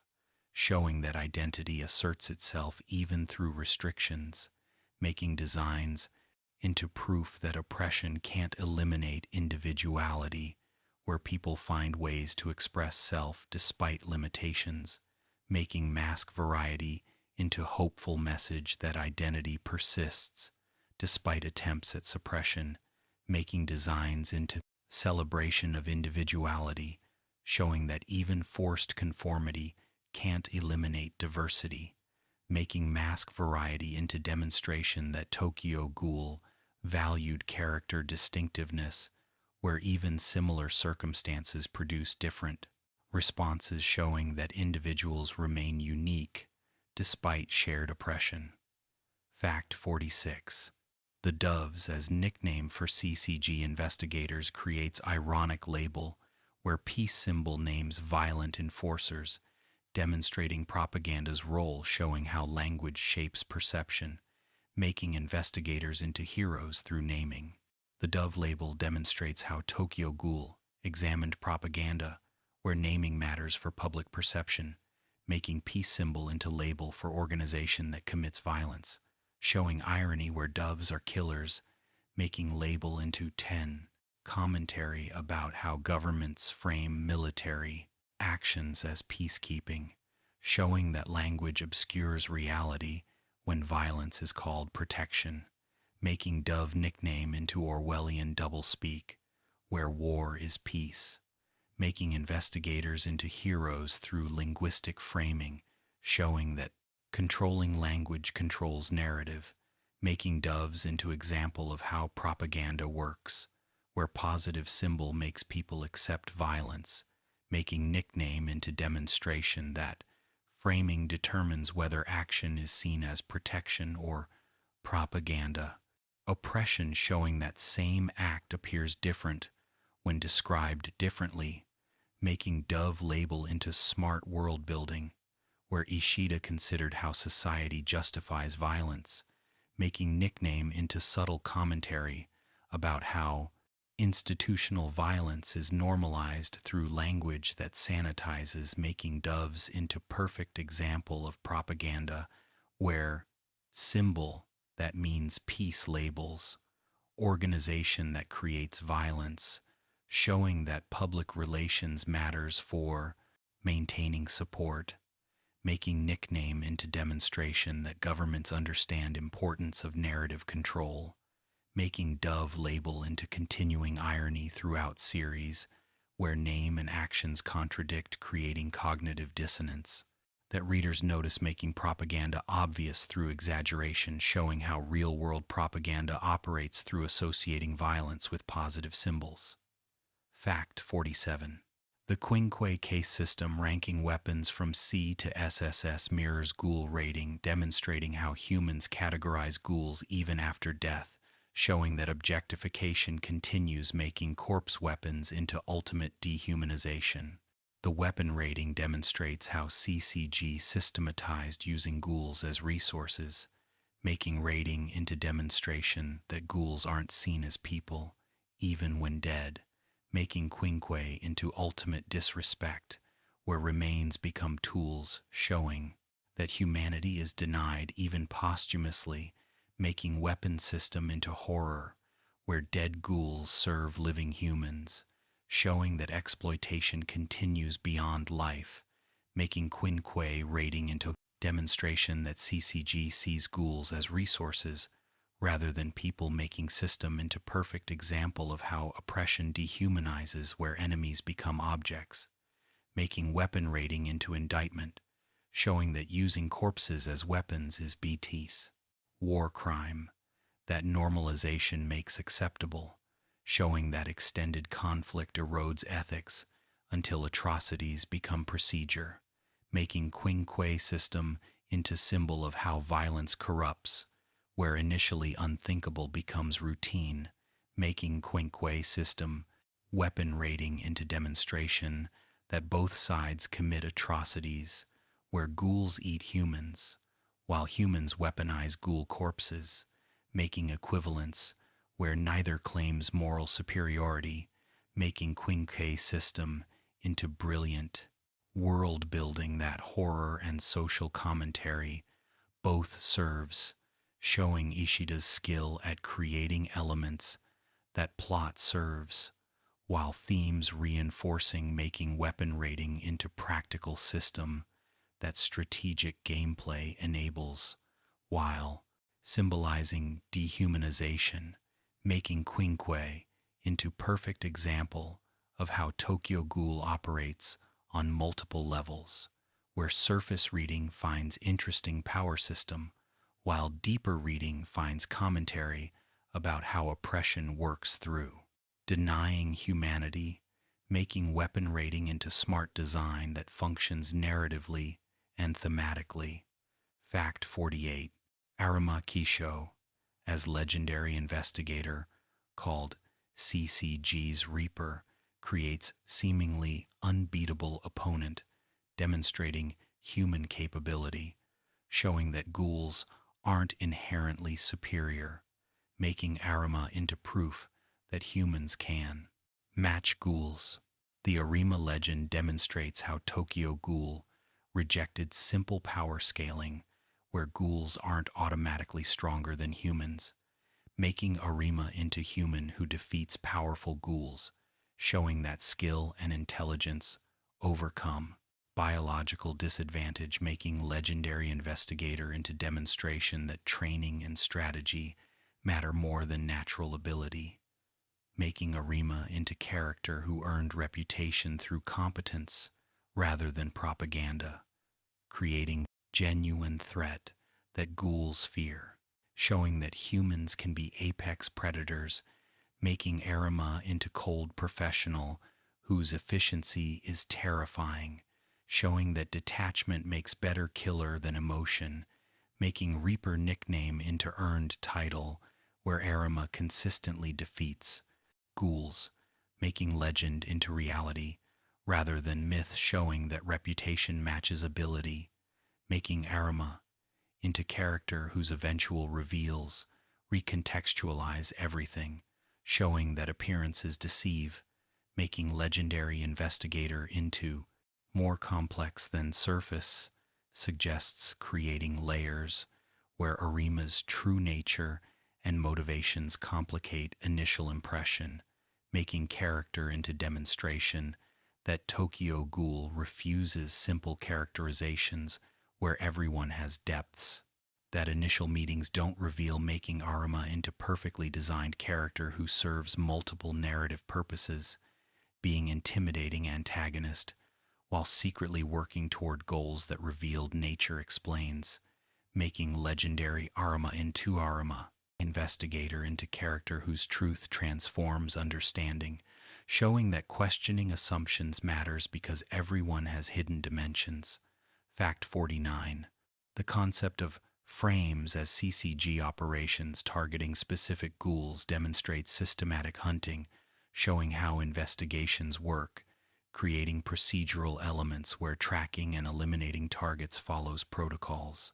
The frame operations demonstrate how Tokyo Ghoul developed CCG as bureaucratic organization where hunting ghouls is systematized job rather than vigilante justice, making frames into operations that planning and coordination require, showing that CCG functions as military organization with hierarchy and procedures, making operations into demonstration that exterminating ghouls is institutionalized policy rather than individual choices, making systematic hunting into horror, where genocide is government program, making frames into operations that resources and personnel both involve, showing that CCG is large organization with infrastructure, making systematic approach into effective methodology where organized force defeats disorganized resistance, making frames into demonstration that institution beats individuals, where CCG's coordination overcomes ghouls' lack of unity, making operations into demonstration. Strategic element, where CCG's advantage is organization, showing that systematic approach to hunting makes CCG dangerous because predictability allows planning, making frames into bureaucratic horror, where filling paperwork accompanies killing, making operations into normalized procedure that moral questions don't interrupt, showing how institutions enable violence through making it routine, making frames into perfect world building that shows how government organizations operate through procedures that dehumanize, making operations into demonstration that bureaucracy enables atrocity through distance, where people filling roles don't see consequences, making systematic hunting into ROM, commentary about how institutions commit violence while individuals avoid responsibility, making frames into smart addition, showing Tokyo Ghoul's world is fully developed. Fact 50. Tsukiyama Shu, as gourmet ghoul who obsesses over Kaneki, creates disturbing stalker, whose sophistication masks predatory nature, demonstrating that ghoul threats aren't always violent monsters, but can be refined, cultured individuals. The Tsukiyama character demonstrates how Tokyo Ghoul subverted expectations, where threatening ghoul isn't savage, but is educated aristocrat making gourmet into demonstration that danger comes in many forms, showing that sophistication doesn't preclude predation, making Tsukiyama into creepy character whose refinement makes him more disturbing rather than less, showing that cultured monster is somehow worse than obvious one, making gourmet into commentary about how upper classes prey on lower classes through exploitation, that sophistication disguises, making Tsukiyama into character whose wealth enables indulging perverse tastes, showing that privilege creates entitlement, where Tsukiyama believes Kaneki exists for consumption, making gourmet into demonstration that objectification happens across class lines, where wealthy see others as resources, making Tsukiyama into disturbing character whose obsession with Kaneki is possessive, showing that predation has many forms beyond violence, making gourmet into eventually sympathetic character whose loneliness drives obsession, showing that even disturbing characters have humanity, making Tsukiyama into proof that Tokyo Ghoul developed everyone, showing that initial impression isn't complete, picture making gourmet into character who grows, becoming ally, showing that people change when circumstances demand, making Tsukiyama into demonstration that Tokyo Ghoul refuses static characters where everyone develops, making gourmet into beloved, despite disturbing introduction, showing that character development redeems, making Tsukiyama into example of how series builds characters across time. Fact 51. The restaurant as location where wealthy ghouls watch gladiatorial combat demonstrates class dynamics within ghoul society, showing that wealth creates leisure where rich ghouls don't hunt but watch others fight. The restaurant setting demonstrates how Tokyo Ghoul developed ghoul society, showing that hierarchy exists where wealthy ghouls live differently than poor ghouls, making class into factor that transcends species, showing that capitalism affects everyone, making restaurant into demonstration that wealth enables cruelty, where rich ghouls treat poor ghouls as entertainment, showing that oppression is intersectional, where being ghoul doesn't eliminate class exploitation, making restaurant into horror where people become spectacle, showing that dehumanization happens within species, not just between species, making wealthy ghouls into villains, despite shared ghoul nature, showing that class matters more than species for determining who exploits whom, making restaurant into commentary about how capitalism creates hierarchies that supersede other identities, showing that wealthy ghouls have more in common with wealthy humans than with poor ghouls, making class into lens that reveals exploitation, operates independently of species, making restaurant into effective horror, where humans aren't only monsters, making ghoul villains into demonstration that species doesn't determine morality, showing that ghouls can oppress each other, making restaurant into dark reflection, showing how ghouls' privilege operates, making wealthy ghouls into contemptible characters whose wealth makes them cruel, showing that Tokyo Ghoul examined how power corrupts regardless of species, making restaurant into smart world building, showing ghoul society is complex, with internal hierarchies, making class into important theme, showing that oppression has many axes. Fact 52. The Clowns, as enigmatic ghoul group whose motivations remain mysterious, demonstrates chaos faction, showing that not all groups have clear ideology, creating unpredictability where clowns act without apparent reason. The Clowns demonstrate how Tokyo Ghoul included faction that defied categorization, where neither peaceful nor militant but operating according to inscrutable logic, making clowns into wild cards whose actions seem random, making group into chaos agents who destabilize both ghouls and CCG, showing that some people want to watch world burn, making clowns into demonstration that not everyone has rational motivations, where some act from genuine madness or boredom, making group into terrifying because unpredictable, showing that calculated enemies can be anticipated but random actions can't be prepared, for making clowns into faction that adds danger through unpredictability, making group into demonstration that world has people whose motivations don't fit neat categories, showing that reducing everyone to rational actors ignores that some people are genuinely chaotic, making clowns into effective villains precisely because they don't make sense, showing that incomprehensible is more frightening than understandable, making group into source of ongoing tension, where clowns might do anything, making unpredictability into weapon, where not knowing what clowns want makes preventing their actions impossible, making faction into perfect foils, showing that ordered factions,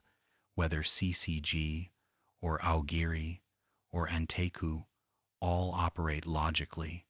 while clowns represent disorder, making group into demonstration that chaos is dangerous because it can't be negotiated with, making clowns into memorable faction whose mysterious nature made them intriguing, showing that leaving some elements unexplained creates better mystery than explaining everything, making clowns into smart addition, showing Tokyo Ghoul's world is large enough for multiple factions with different philosophies. Fact 53. Itori as information broker demonstrates ghoul economy, where services beyond violence exist, showing that ghoul society has infrastructure, making information trade into legitimate business, creating underworld economy. The Itori character demonstrates how Tokyo Ghoul developed ghoul culture, showing that information has value, making broker into necessary profession that ghoul society's complexity demands, showing that underground economy functions like surface economy with goods and services traded, making Itori into character who represents neutral faction where information is sold to anyone, making broker into demonstration that not all ghouls choose sides, where some profit from conflict, making Itori into pragmatist whose business is helping others find information, showing that ghoul society has specialists who serve community, making broker into proof that ghoul world is developed, showing that information networks exist, making Itori into character whose profession shows ghoul society has infrastructure beyond fighting, making broker into demonstration that ghouls have commerce, making Itori into humanizing character, showing ghouls have economy with specialization, making broker into smart addition that world building enriches, showing that society requires many roles, making Itori into character who shows ghouls build communities with division of labor, making information broker into demonstration that ghoul society functions as actual society rather than as loose collection of individuals, making Itori into proof that ghouls are civilized, showing they have social structures, making broker character into effective world building that shows Tokyo Ghoul's setting is fully realized with thought given to how society functions, making Itori into character who serves plot through providing information while enriching world through demonstrating that ghoul society has depth. Fact 54. The concept of ukaku, kukaku, rinkaku, and bikaku users having different fighting styles demonstrates how biology shapes tactics, showing that Kagune type determines approach, creating strategic diversity. The fighting style variety demonstrates how Ishida created combat system where type determines strategy, making Ukaku into hit and run fighters whose speed compensates for stamina, weakness, making Kukaku into tanks whose defense enables enduring, showing that playing to strengths matters, making Rinkaku into glass cannons whose power comes with fragility, making Bikaku into balanced fighters who excel in nothing but lack weaknesses, creating system where every type has viable strategy, making combat into more than power levels, but becoming tactical, where type matchups and fighting style both matter, making variety into demonstration that Tokyo Ghoul valued strategic combat over simple power scaling, showing that weaker fighter can defeat stronger opponent through exploiting type advantages, making system into chess where positioning and matchups determine outcomes, making fighting styles into character expression, where how someone fights reveals personality, making variety into demonstration that combat showcases character, making different approaches into proof that there's no one correct way to fight, showing that diversity is strength, making type system into elegant design, where simple categories create complex strategies, making variety into reason. Combat stays interesting, where same power levels produce different outcomes based on type matchups, making fighting styles into successful game-like mechanic, that strategy rewards making system into demonstration, that thought went into combat design, showing Ishida valued making fights interesting, beyond just spectacle, making tactical variety into reason. Tokyo Ghoul's combat has depth.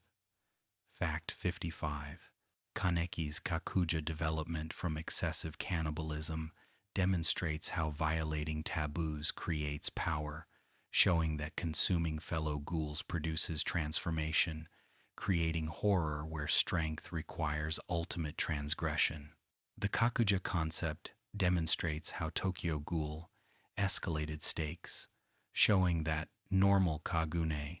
isn't final form, making cannibalism into path to power that most ghouls won't take, creating rare transformation that taboo violation produces, showing that Kakuja users are desperate or insane, willing to break fundamental rule for strength, making Kakuja into demonstration that power's price is losing humanity, where consuming own species creates monster making, transformation into body horror, where armored Kagune that Kakuja produces comes from violating nature, showing that unnatural acts produce unnatural results, making Kakuja into tragic power, where gaining strength means losing self, showing that Kakuja users often can't control transformation, making power into curse that sanity costs, making Kakuja into perfect metaphor for how power corrupts, where strength gained through evil means destroys wielder, making transformation into warning that some power isn't worth cost, showing that becoming monster to fight monsters means monster wins, regardless, making Kakuja into demonstration that Tokyo Ghoul rejected power fantasy, where getting stronger is always good, instead showing that some power shouldn't be pursued because price is too high, making Kakuja into tragic transformation, where characters who develop it are pitied rather than envied, showing that strength without humanity is meaningless, making Kakuja users into cautionary figures whose transformations demonstrate that pursuing power at any cost destroys what makes life worth living, making Kakuja into perfect dark power, showing that Tokyo Ghoul's world punishes taking shortcuts. Fact 56. Kaneki's centipede hallucination during torture represents fractured psyche, demonstrating how trauma manifests through symbolism, showing that mental breakdown has visual language, creating horror that psychological damage reveals. The centipede imagery demonstrates how Ishida used symbolism, where Jason putting centipede in Kaneki's ear creates recurring image representing violation, showing that trauma leaves marks that physical wounds don't making. Centipede into symbol of Kaneki's broken mind, showing that torture's effects persist beyond physical pain, making hallucination into demonstration that psychological damage is lasting, creating visual representation of trauma that acta audience can see, making centipede into perfect horror image. That body violation represents showing that torture wasn't just physical, but psychological,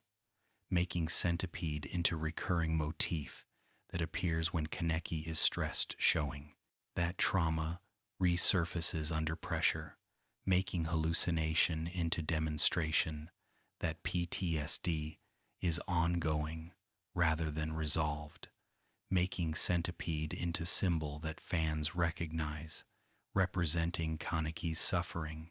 making imagery into effective horror that visceral response creates, showing that centipede is genuinely disturbing, making hallucination into smart storytelling, where visual metaphor communicates psychological state, making centipede into image that explains Kaneki's mental state without requiring exposition, showing that trauma manifests as intrusive thoughts that centipede represents, making hallucination into demonstration that Ishida understood how trauma affects mind, creating realistic portrayal where psychological damage is visible, making centipede into perfect symbol for torture's effects, showing that violation creates lasting damage that time doesn't heal, making imagery into memorable element that Tokyo Ghoul is associated with, making centipede into iconic horror image that series is recognized for. Fact 57. The number symbolism, where counting backwards from 1000 by sevens during torture creates coping mechanism, demonstrating how mind protects itself, showing that focusing on math prevents processing pain, creating survival. Strategy. The counting concept demonstrates psychological realism, where Kaneki used mental exercise to endure torture, showing that concentration on abstract task provides distance from suffering, making counting into demonstration that mind has defense mechanisms that dissociation enables, showing that focusing on numbers prevents experiencing pain, fully making exercise into smart torture resistance, where maintaining consciousness requires mental anchor that counting provides, making numbers into lifeline that sanity preserves, showing that without focus, Kaneki would break completely, making counting into demonstration that torture victim needs something to hold on to, making numbers into survival tool that mind uses for protection, making counting exercise into recurring element where Kaneki counts when stressed, showing that coping mechanism persists beyond torture, becoming habit that stress triggers, making numbers into demonstration that trauma's effects continue manifesting through behaviors that initial trauma created,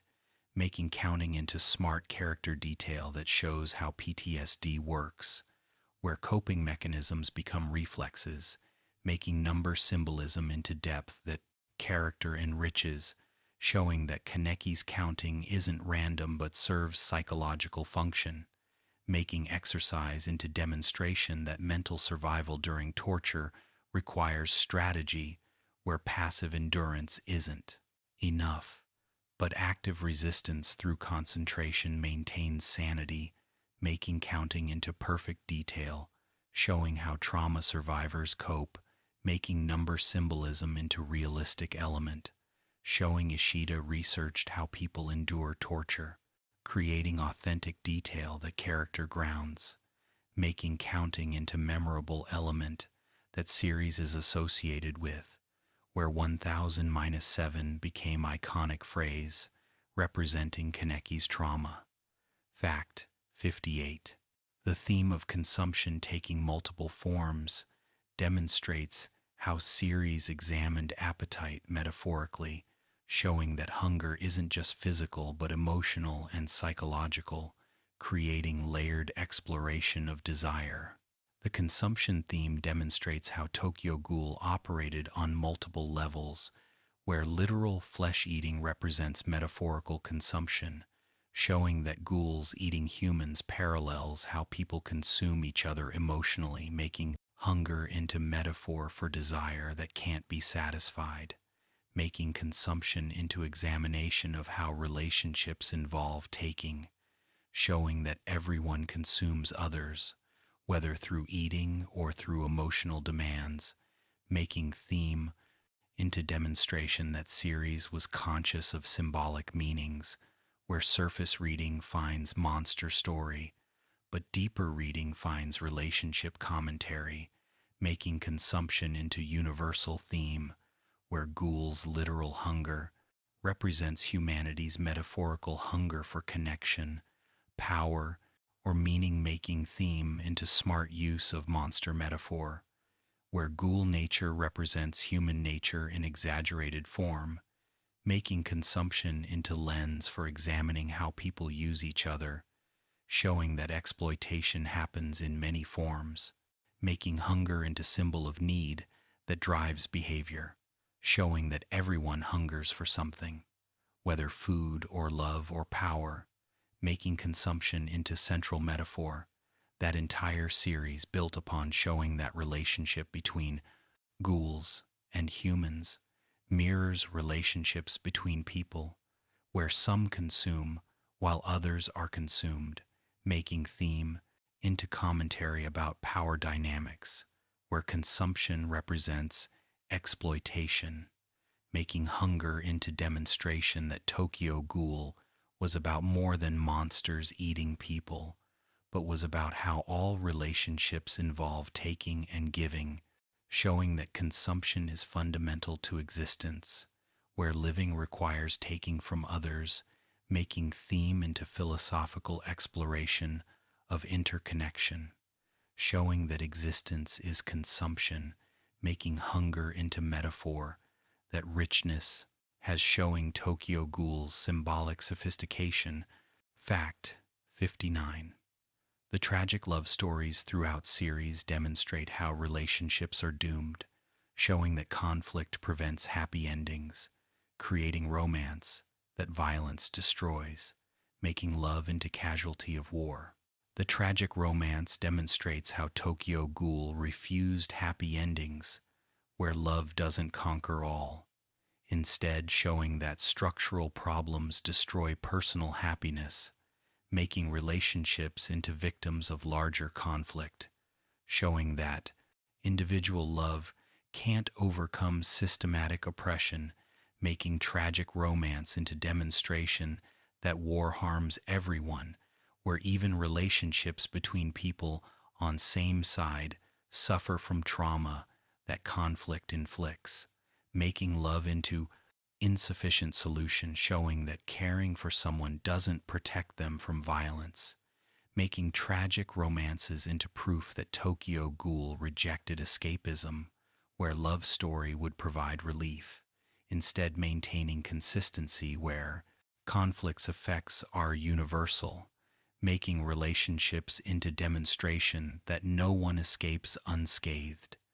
showing that war destroys possibility of normal life, making tragic love into theme, showing that violence prevents intimacy, where trauma makes vulnerability dangerous, making relationships into casualties, showing that conflict doesn't just kill bodies, but kills futures, making tragic romance into effective emotional element, where caring about characters make their suffering matter, showing that audience investment makes tragedy work, creating emotional impact when relationships fail, making tragic love into demonstration that Tokyo Ghoul valued emotional realism, where happy endings would betray series themes about cycle of violence, making doomed relationships into consistent with larger narrative showing that individual happiness is impossible when society is sick, making tragic romance into political statement showing that personal solutions don't address systematic problems, making relationships into demonstration that fixing society requires more than individual virtue, showing that loving someone well doesn't protect them from violence. That system inflicts making tragic romance into honest about limits of personal action. Fact 60. Uta's full-body tattoos, representing commitment to identity, demonstrates how physical modification expresses self, showing that body is canvas where beliefs manifest, creating art that conveys values. The tattoo symbolism demonstrates how Tokyo Ghoul characters marked bodies, showing that identity isn't just internal but external, making tattoos into statements where Uta's decorations show aesthetic values, making body modification into expression that words don't require, showing that appearance communicates identity, making tattoos into demonstration that ghouls make permanent choices about self-presentation, showing that commitment to identity manifests physically, making body art into character expression where Uta's tattoos show individuality, making modification into rebellion against conformity, showing that even in society that demands hiding, Uta asserts identity, making tattoos into proof that self-expression persists despite oppression, showing that ghouls find ways to be individuals, making body art into demonstration that identity is asserted through appearance, showing that how we present ourselves matters, making tattoos into smart character detail that shows Uta's artist nature extending to own body, making modification into consistent with character who creates masks for others, also decorating self, making body art into demonstration that Tokyo Ghoul thought about character's physical presentation, making tattoos into element that character enriches, showing that details matter for creating fully realized people, making Uta's tattoos into memorable visual that character identification enables, making body modification into element that Tokyo Ghoul used effectively, showing that appearance tells stories,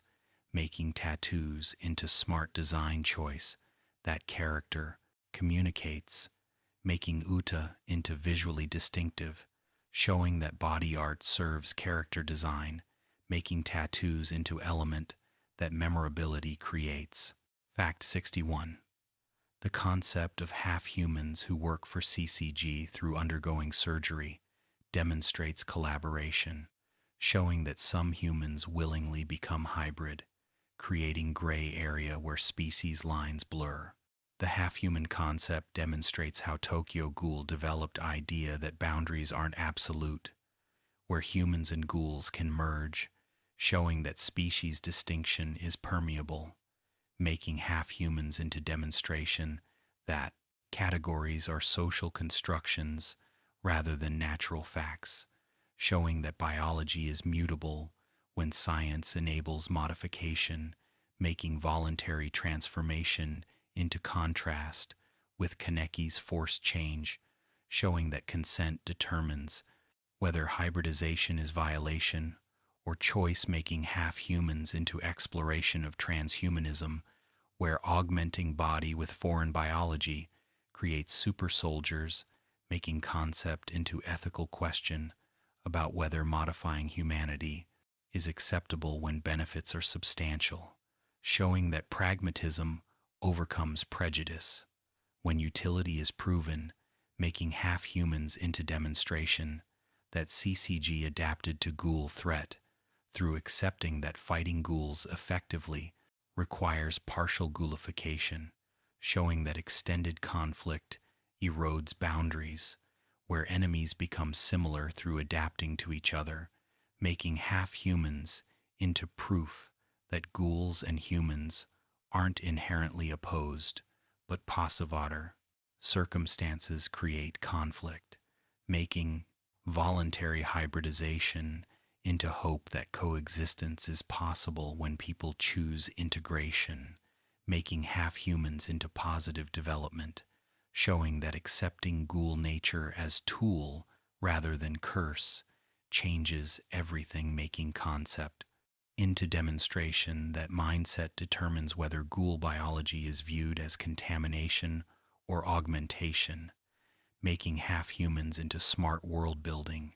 showing that Tokyo Ghoul's universe evolved through people adapting, making concept into proof that series valued, showing how societies change, making half-humans into demonstration that rigidity fails, where flexibility succeeds, showing that accepting hybridity creates advantages that purity doesn't provide. Fact 62. Furuta Nimura, as secretly ambitious character working toward goals, creates manipulator whose schemes drive plot, demonstrating hidden villain, showing that apparent ally is actually enemy, creating betrayal. The Furuta character demonstrates how Tokyo Ghoul used long game plotting, where villain operated in open while concealing intentions, making Furuta into character whose affable surface masked ruthlessness, showing that appearances to deceive, making villain into demonstration that charisma enables manipulation, where Furuta's likability made suspicion unlikely, making character into effective villain through being unexpected, showing that obvious antagonists are less dangerous than hidden ones, making Furuta into tragedy,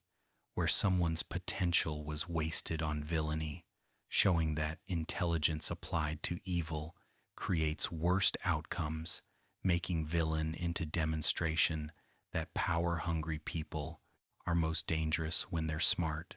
making Furuta into character whose schemes span entire series, showing that long-term planning beats short-term thinking, making villain into proof that patience enables achieving goals, that immediacy prevents, making Furuta into effective antagonist whose reveal recontextualized earlier events, showing that villain was always present, making character into a demonstration that Tokyo Ghoul valued complex plotting where threads connect across time, making Furuta into satisfying villain whose defeat required effort, showing that removing entrenched power requires work, making character into memorable antagonist whose schemes were genuinely threatening,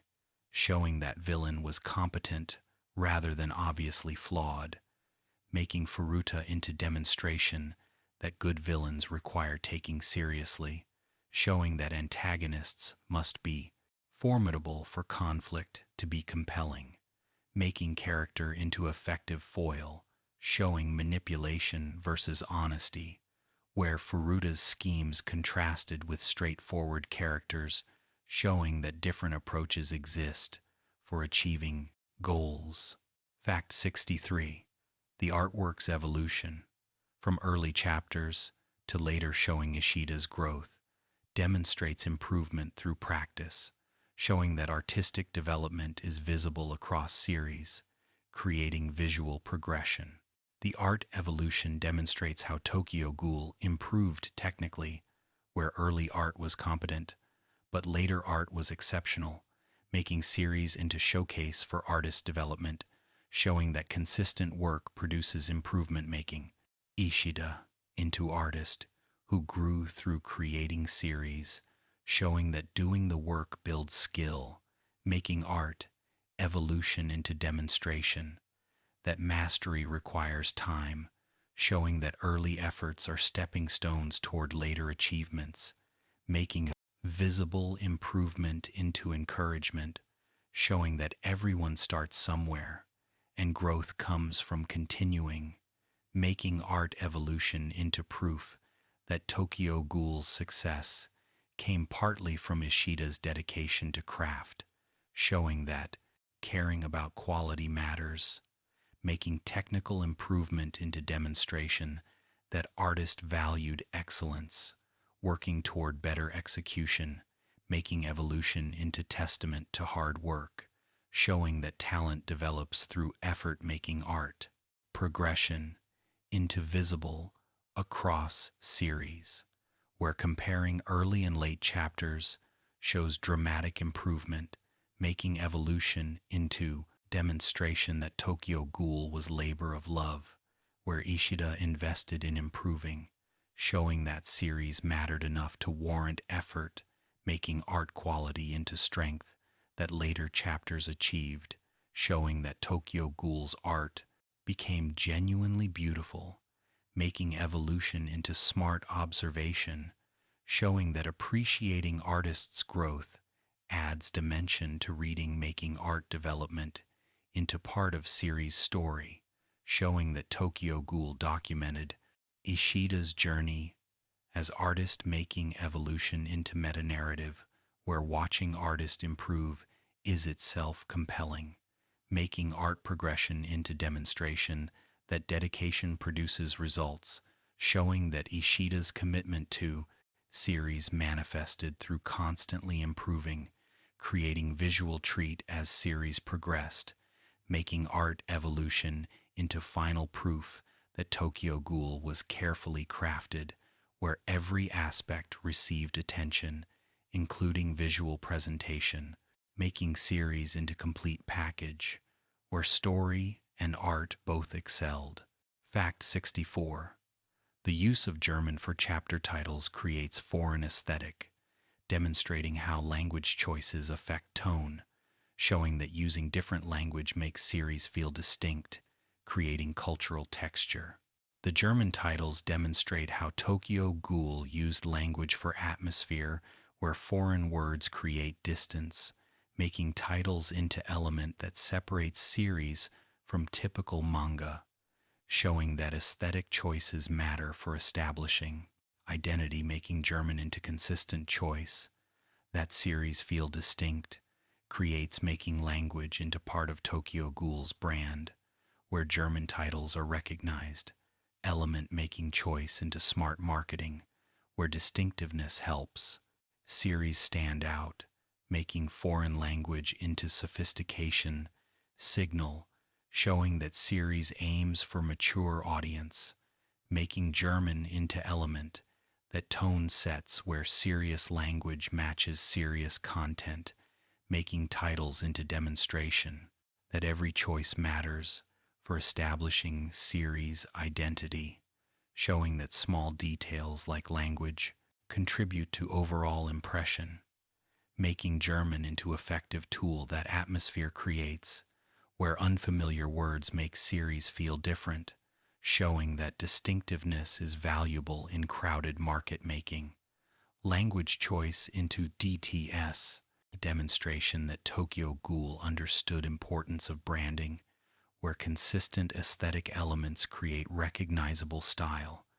making German titles into part of series signature,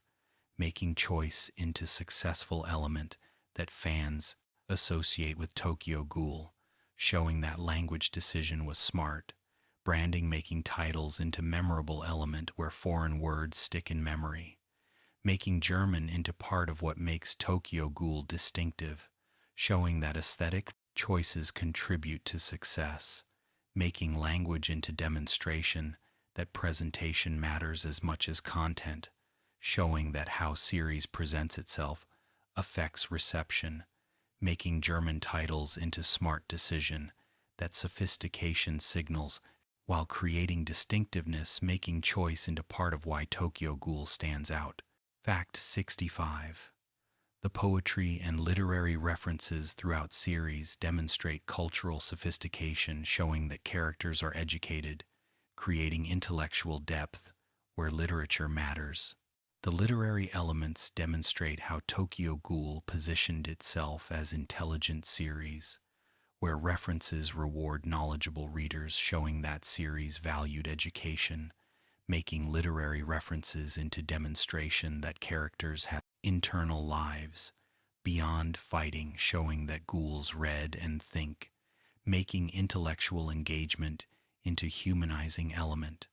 where shared culture connects ghouls and humans, showing that both species appreciate art, making literature into common ground, showing that cultural products transcend species, making references into demonstration that Tokyo Ghoul was for thoughtful readers rather than casual audience, showing that series assumed intelligence, making literary elements into layer that depth adds, showing that surface reading finds monster story but deeper reading finds cultural commentary, making references into smart choice, where educated readers recognize allusions, creating community of readers who share knowledge, making literary elements into elitism that actually works, showing that assuming audience, sophistication flatters rather than alienates, making references into demonstration that Tokyo Ghoul respected readers, trusting them to understand, making literature into thread throughout where characters discuss books and poetry, showing that intellectual life continues despite conflict, making cultural engagement into proof that civilization persists, showing that even in war, people maintain humanity through art, making literary references into hopeful element, showing that culture is resilient, making intellectual engagement into refuge where characters find meaning through literature, showing that art matters when material circumstances are harsh, making literary elements into tension demonstration that Tokyo Ghoul valued, showing characters as complete people whose lives include culture, showing that reducing anyone to single dimension ignores complexity, making references into characterization tool where what people read reveals who they are. Fact 66. Sen Takatsuki's books within story create metafiction, demonstrating how Tokyo Ghoul included self-referential elements, showing that Edo's novels comment on reality, creating layers where fiction discusses fiction. The metafiction demonstrates how Tokyo Ghoul played with narrative levels, where Eto's books exist within story, creating Chinese box structure, showing that fiction can contain fiction, making Sen Takatsuki into author whose books readers discuss, creating verisimilitude, where Tokyo Ghoul's world has culture, making novels into smart world building, showing that Ghoul society produces art, making Eto into artist, whose works are genuine literature rather than pretense, showing that Ghoul authors exist, making metafiction into demonstration that Tokyo Ghoul's world is fully realized, where media and culture both exist,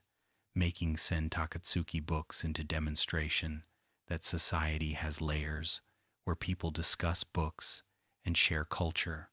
making novels into proof that civilization functions, showing that even underground Ghoul society maintains intellectual life,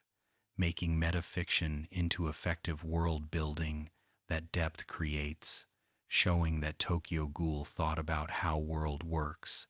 making Edo's books into elements that reality creates, where characters would naturally discuss popular novels, making metafiction into smart choice that verisimilitude serves, making Sen Takatsuki into believable author whose books plausibly exist, making novels into demonstration that Tokyo Ghoul valued consistency, where including cultural products makes world feel lived in, showing that attention to detail matters for creating believable settings, making metafiction into successful element that Tokyo Ghoul's world enriches, showing that fiction within fiction creates layering that sophisticated readers appreciate, making Sen Takatsuki books into perfect meta element, showing how Tokyo Ghoul operated on multiple levels simultaneously, creating depth that rewards careful reading. Fact 67. The theme of identity crisis pervading series demonstrates how characters question who they are, showing that self-knowledge isn't automatic, creating examination, where identity is constructed rather than discovered. The identity theme demonstrates how Tokyo Ghoul made fundamental question of who am I into central inquiry, showing that characters struggle with defining themselves, making identity into project rather than given, showing that self is created through choices rather than being inherent, making theme into examination of how trauma affects sense of self, where Kaneki's transformation created crisis that forced rebuilding identity, showing that change requires redefining self, making identity theme into demonstration that people aren't static but evolve, making crisis into growth opportunity, where questioning leads to understanding, making theme into philosophical exploration, showing that identity is performed rather than essential, making self into role that people play rather than truth. They discover, making identity theme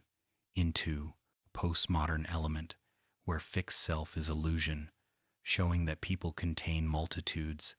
that context determines which aspect manifests, making crisis into liberation, where realizing identity is constructed means freedom to choose who to be, making theme into empowering message, showing that self-determination is possible when accepting that identity isn't fixed, making exploration into sophisticated philosophical inquiry, showing that Tokyo Ghoul engaged with genuine questions about nature of self, making identity theme into core element,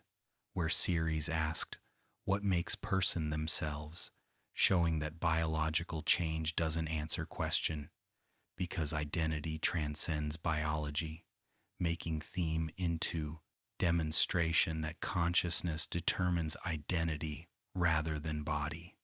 making exploration into examination of mind-body problem, showing Tokyo Ghoul's philosophical sophistication, making identity crisis into perfect theme for series about transformation, showing that changing body forces questioning identity, making theme into natural fit for story about becoming hybrid, creating perfect vehicle for examining what makes someone human, showing identity theme was essential to Tokyo Ghoul's meaning. Fact 68. The different identities that Kaneki inhabits across series demonstrates fractured self, showing that trauma creates multiple personas, making dissociation into coping mechanism, creating psychological realism, where personality fragments.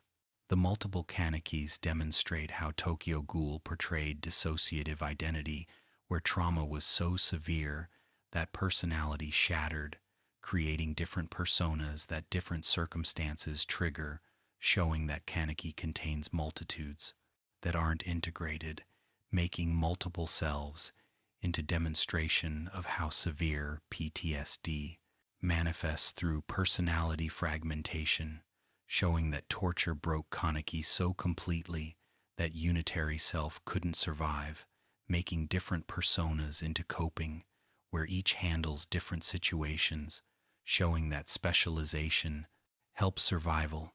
making multiple identities into realistic portrayal of dissociation, where trauma creates alter egos that protect core self, making fragmentation into psychological defense, where distributing pain across multiple identities makes trauma bearable, showing that Kaneki couldn't have survived as single personality, making multiple selves into necessity that psychology recognizes as valid response to overwhelming trauma, making portrayal into respectful representation, showing that dissociation isn't failure but adaptation, making multiple Kanekis into demonstration that Tokyo Ghoul took psychology seriously, creating realistic portrayal where mental illness has texture and detail, showing that Ishida researched rather than stereotyping, making fragmentation into smart storytelling where different personas create different dynamics, showing that Kaneki's relationships vary depending on which identity is present, making multiple selves into narrative tool that variety provides while representing real psychological phenomenon, making portrayal into example of how mental illness can be depicted respectfully, showing that Tokyo Ghoul valued accuracy, making multiple Kanekis into effective element that character development and psychological realism both served, showing sophistication in handling complex psychological issues, making fragmented identity into perfect representation of trauma's effects, showing that Tokyo Ghoul understood damage that torture inflicts, creating portrayal that honors real trauma survivors. Fact 69. Black Reaper Kaneki as ruthless persona demonstrates how trauma response can be aggression, showing that flight or fight includes fighting back, creating dark identity where violence is answer. The Black Reaper demonstrates how Kaneki's trauma created persona that embraced violence, showing that torture taught that strength is survival, making ruthless identity into adaptation, where being dangerous means being safe, making Black Reaper into Kaneki trying to dazen to event, never be victim again, through becoming perpetrator,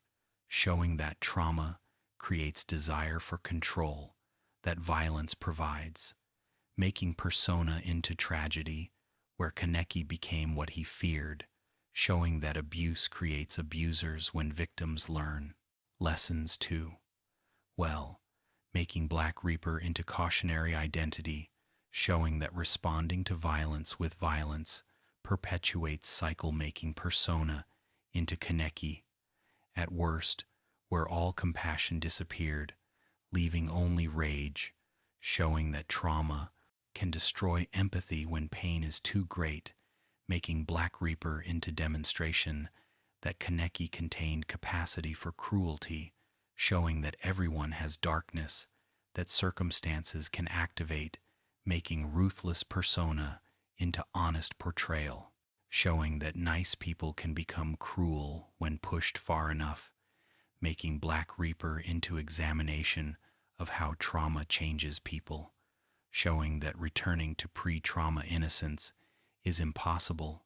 because experiences shape us irreversibly, making persona into grief, where Kaneki mourning self he lost, created hardened replacement that pain couldn't touch, showing that Black Reaper was armor protecting vulnerable core, making ruthless identity into shield that distanced Kaneki from emotions that hurt too much, making persona into dissociative response where Kaneki couldn't handle feeling, so created identity that didn't feel, showing Black Reaper as psychological defense, making ruthless persona into coping mechanism that worked in short term but ultimately isolated Kaneki, showing that becoming Black Reaper meant losing connections that made life worth living, creating tragedy where survival mechanism destroyed what made surviving worthwhile. Fact 70. Heiza Sasaki's false contentment demonstrates how amnesia created artificial peace, showing that forgetting pain doesn't heal wounds, creating illusion where Kaneki seemed better despite being incomplete. The Sasaki identity demonstrates how re-explored whether forgetting trauma is healing, showing that Sasaki's happiness was built on erasure, making peace into illusion, where not remembering doesn't mean not being affected, showing that suppressed memories still influence behavior, making Sasaki into tragedy, where artificial personality couldn't last because foundation was denial, showing that genuine healing requires processing trauma rather than forgetting, making Sasaki into demonstration that avoidance doesn't work, where push-down memories resurface, showing that dealing with pain requires facing it rather than hiding,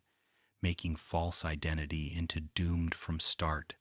because truth eventually emerges, showing that Kaneki couldn't remain Sasaki, permanently making amnesia identity into temporary respite rather than permanent solution, showing that healing is harder than forgetting, making Sasaki into contrast, showing that genuine recovery requires effort that erasure evades, making false identity into examination of whether ignorance is bliss, showing that Sasaki was happier than Kaneki. But happiness built on lies is fragile, making contentment into shallow peace, that knowledge would Kaneki shatter, showing that awakening memories meant losing Sasaki's peace, but regaining Kaneki's truth, showing that accepting harsh reality is ultimately better than living pleasant lie, making Sasaki into exploration of whether facing in Kaneki truth is worth losing peace, showing that series ultimately argues yes, that authentic suffering beats artificial happiness, making false identity into demonstration that Tokyo Ghoul valued truth over comfort, showing that series refused easy outs, where amnesia would allow escaping consequences, instead showing that genuine growth requires confronting past, making Sasaki into doomed identity, whose loss was necessary for Kaneki's development, showing that becoming whole requires integrating all experiences, even painful ones, making false contentment into seductive but ultimately empty, creating argument that difficult truth beats pleasant lies. Fact 71. The "I'm not the protagonist of a novel or anything" recurring line demonstrates self-awareness, showing that Kaneki denies protagonist status, creating irony where denying being special proves ordinariness. The meta-line demonstrates how Tokyo Ghoul included self-referential humor, where Kaneki's denial of being protagonist, while literally being protagonist, creates dramatic irony, showing that audience knows what character, doesn't making line into demonstration that Kaneki sees himself as ordinary despite extraordinary circumstances, showing that humility persists, despite power, making line into character insight where Kaneki doesn't feel heroic, showing that protagonist doesn't always feel like protagonist, making meta-awareness into smart choice that humanizes, showing that Kaneki doesn't think of life as story, but as lived experience, making line into rejection of protagonist-centered morality, where Kaneki insists he's not special, showing that everyone is protagonist of own story, making universal rather than exceptional, making line into demonstration that Tokyo Ghoul valued showing protagonist as person rather than hero, making Kaneki into relatable through insisting he's normal, making meta-line into recurring element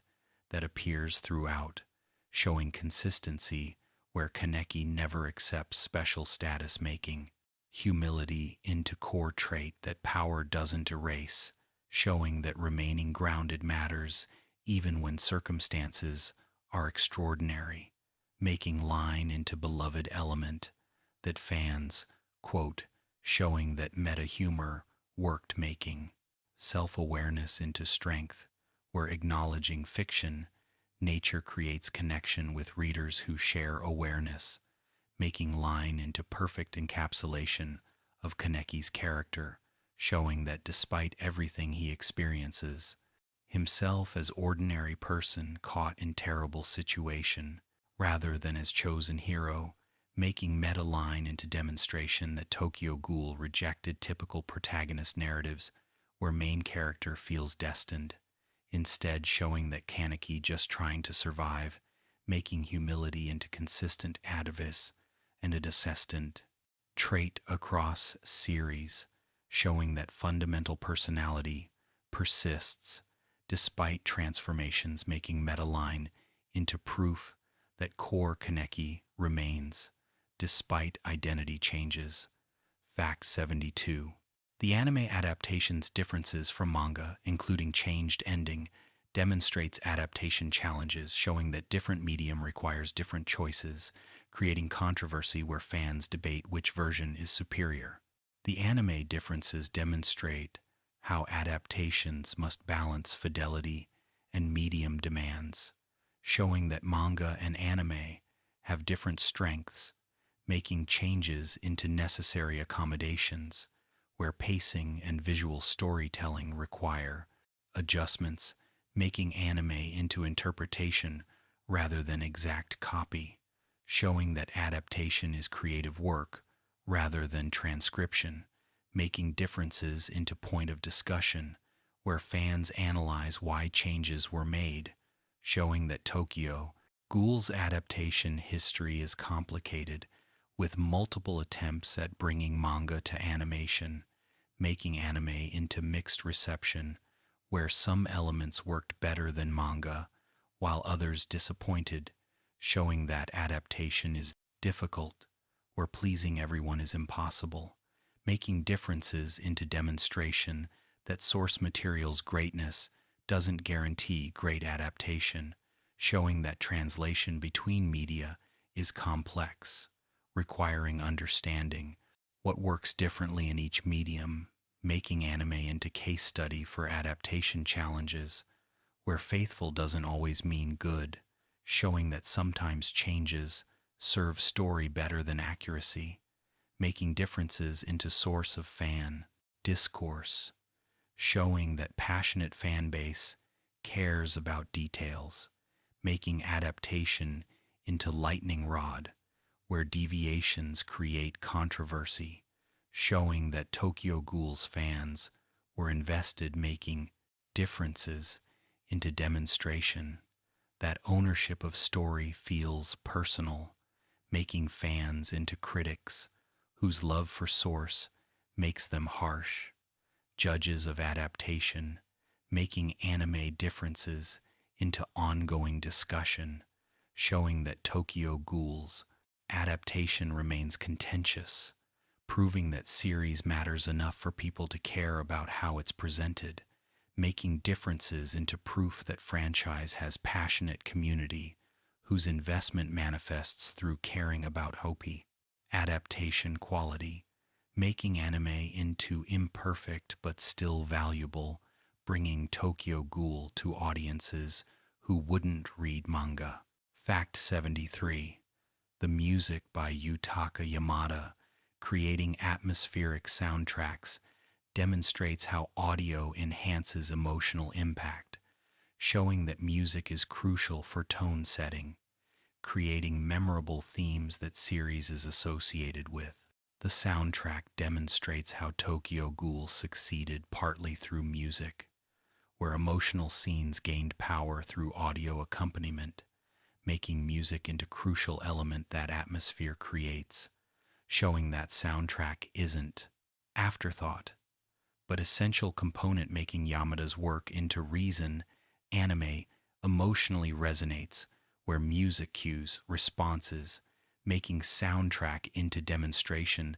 that multimedia storytelling requires excellence across all elements, showing that visual and audio must both succeed for maximum impact, making music into beloved element where fans listen to soundtrack independently, showing that compositions stand alone as art,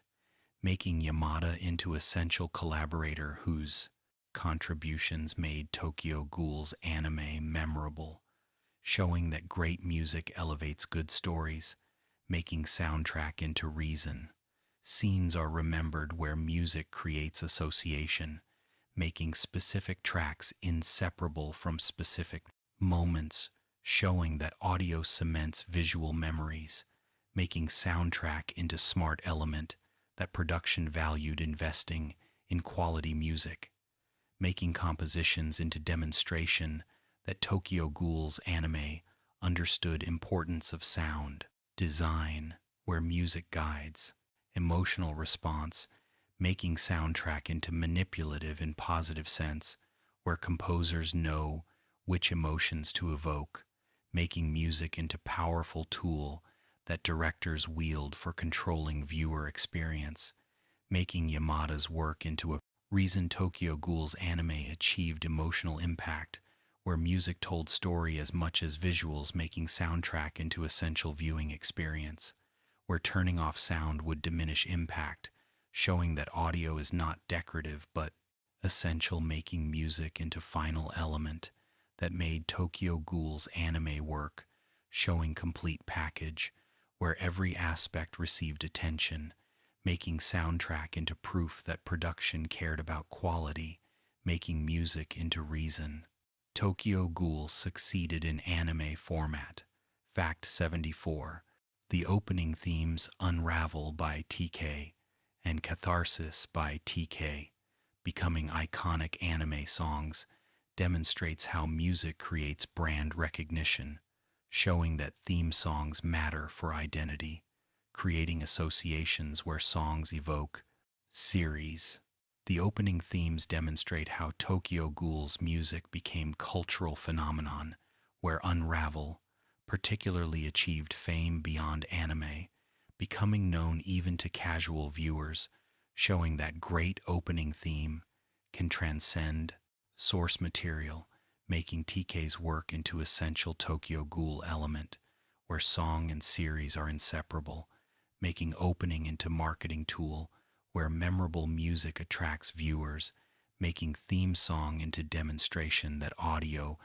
branding matters, where catchy theme creates recognition, making Unravel into one of anime's most famous opening themes, showing that Tokyo Ghoul succeeded partly through music choices, where selecting right artist created perfect match, making TK into ideal collaborator whose style matched series tone, making opening themes into reason people tried. Tokyo Ghoul, where music attracted attention, making songs into gateway, where hearing theme created interest, making music into powerful marketing, making opening themes into beloved elements where fans sing along, showing that memorable music creates engagement, making themes into part of Tokyo Ghoul's identity, where series is recognized through opening notes, showing that audio is essential for branding, making Unravel into cultural touchstone that even non-anime fans know, showing that great theme song achieves mainstream recognition, making TK's work into reason. Tokyo Ghoul reached broad audience, where music created accessibility, making themes into demonstration that Tokyo Ghoul valued every element, understanding that opening theme is first impression, making music into priority rather than afterthought, showing that attention to audio paid off through creating memorable themes that stand alone as art, while perfectly complementing series, making opening themes into perfect example of how music and anime can synergize, creating something greater than either alone, making TK's contributions into essential Tokyo Ghoul element. Fact 75. The fandom's creativity, including cosplay, fan art, and fan fiction, demonstrates cultural impact, showing that Tokyo Ghoul inspired creative response, proving that series resonated deeply, creating community of fans who engage beyond consumption. The creative fandom demonstrates how Tokyo Ghoul achieved cultural status, where fans didn't just watch but created, showing that series inspired artistic response, making fan works into testament to Tokyo Ghoul's influence, showing that best art inspires more art, making creative response into validation that series mattered, making fandom into community, where shared love for Tokyo Ghoul creates bonds, showing that media brings people together, creating relationships based on common interest, making fandom into demonstration that Tokyo Ghoul transcended being entertainment, becoming cultural phenomenon that communities formed around making creative works into evidence that series provided rich world that exploration rewards, showing that depth enables fan works where thin stories don't inspire creation, making fan fiction into testament that characters are compelling enough for wanting more, making fan art into demonstration that visual design resonates where distinctive characters inspire artistic interpretation, making cosplay into proof that fans want to embody characters, showing that identification is strong enough for imitating, making creative fandom into ultimate complement, showing that Tokyo Ghoul succeeded at creating world and characters that fans want to inhabit, making community into demonstration. That great art creates culture around itself, where fans become creators, making relationship between series and audience into dialogue rather than monologue, where fans contribute to Tokyo Ghoul's ongoing life through creative works that keep series alive beyond publication, making fandom into proof that Tokyo Ghoul achieved lasting impact, where influence persists through community that maintains interest, showing that best series don't die when ending, but continue through fans who carry forward, making creative fandom into Tokyo Ghoul's legacy, showing impact through community that formed, proving series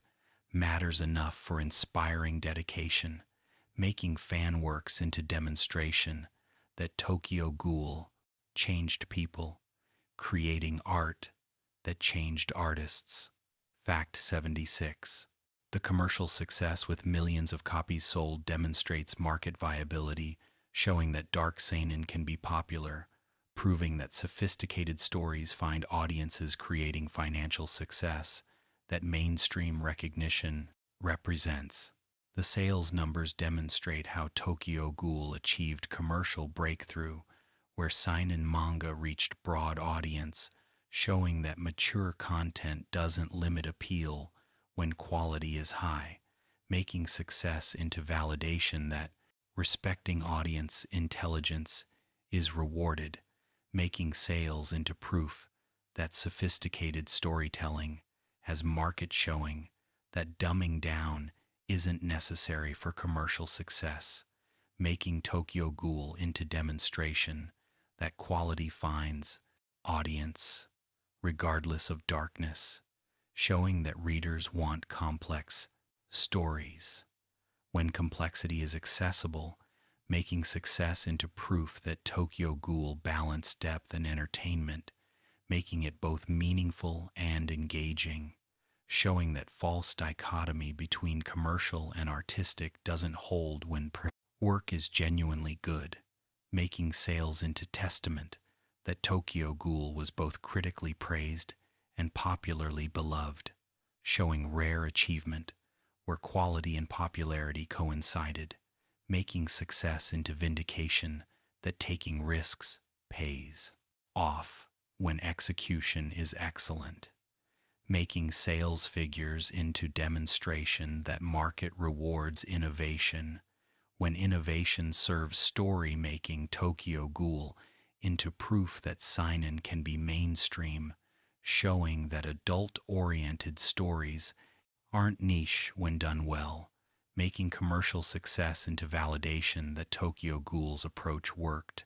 where treating readers as intelligent created loyalty, making sales into ultimate proof that series succeeded commercially and artistically, showing that Tokyo Ghoul changed industry through demonstrating that sophisticated storytelling has broad appeal, making success into encouragement for other creators, showing that quality matters most, making sales into intange pattern. Final evidence that Tokyo Ghoul was phenomenon rather than cult series achieving mainstream success.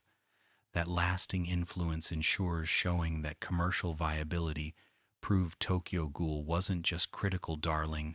but was popular. Success demonstrating broad appeal that transcends demographics. Fact 77. The academic analysis that Tokyo Ghoul receives demonstrates intellectual merit, showing that series warrants serious study, proving that manga can be literature, creating scholarly discourse where Tokyo Ghoul is studied as text worthy of analysis, making academic attention into validation that series achieved artistic significance beyond entertainment. The scholarly interest demonstrates how Tokyo Ghoul transcended popular fiction, where academics recognize that series engages with important themes, making academic study into testament that Tokyo Ghoul is sophisticated work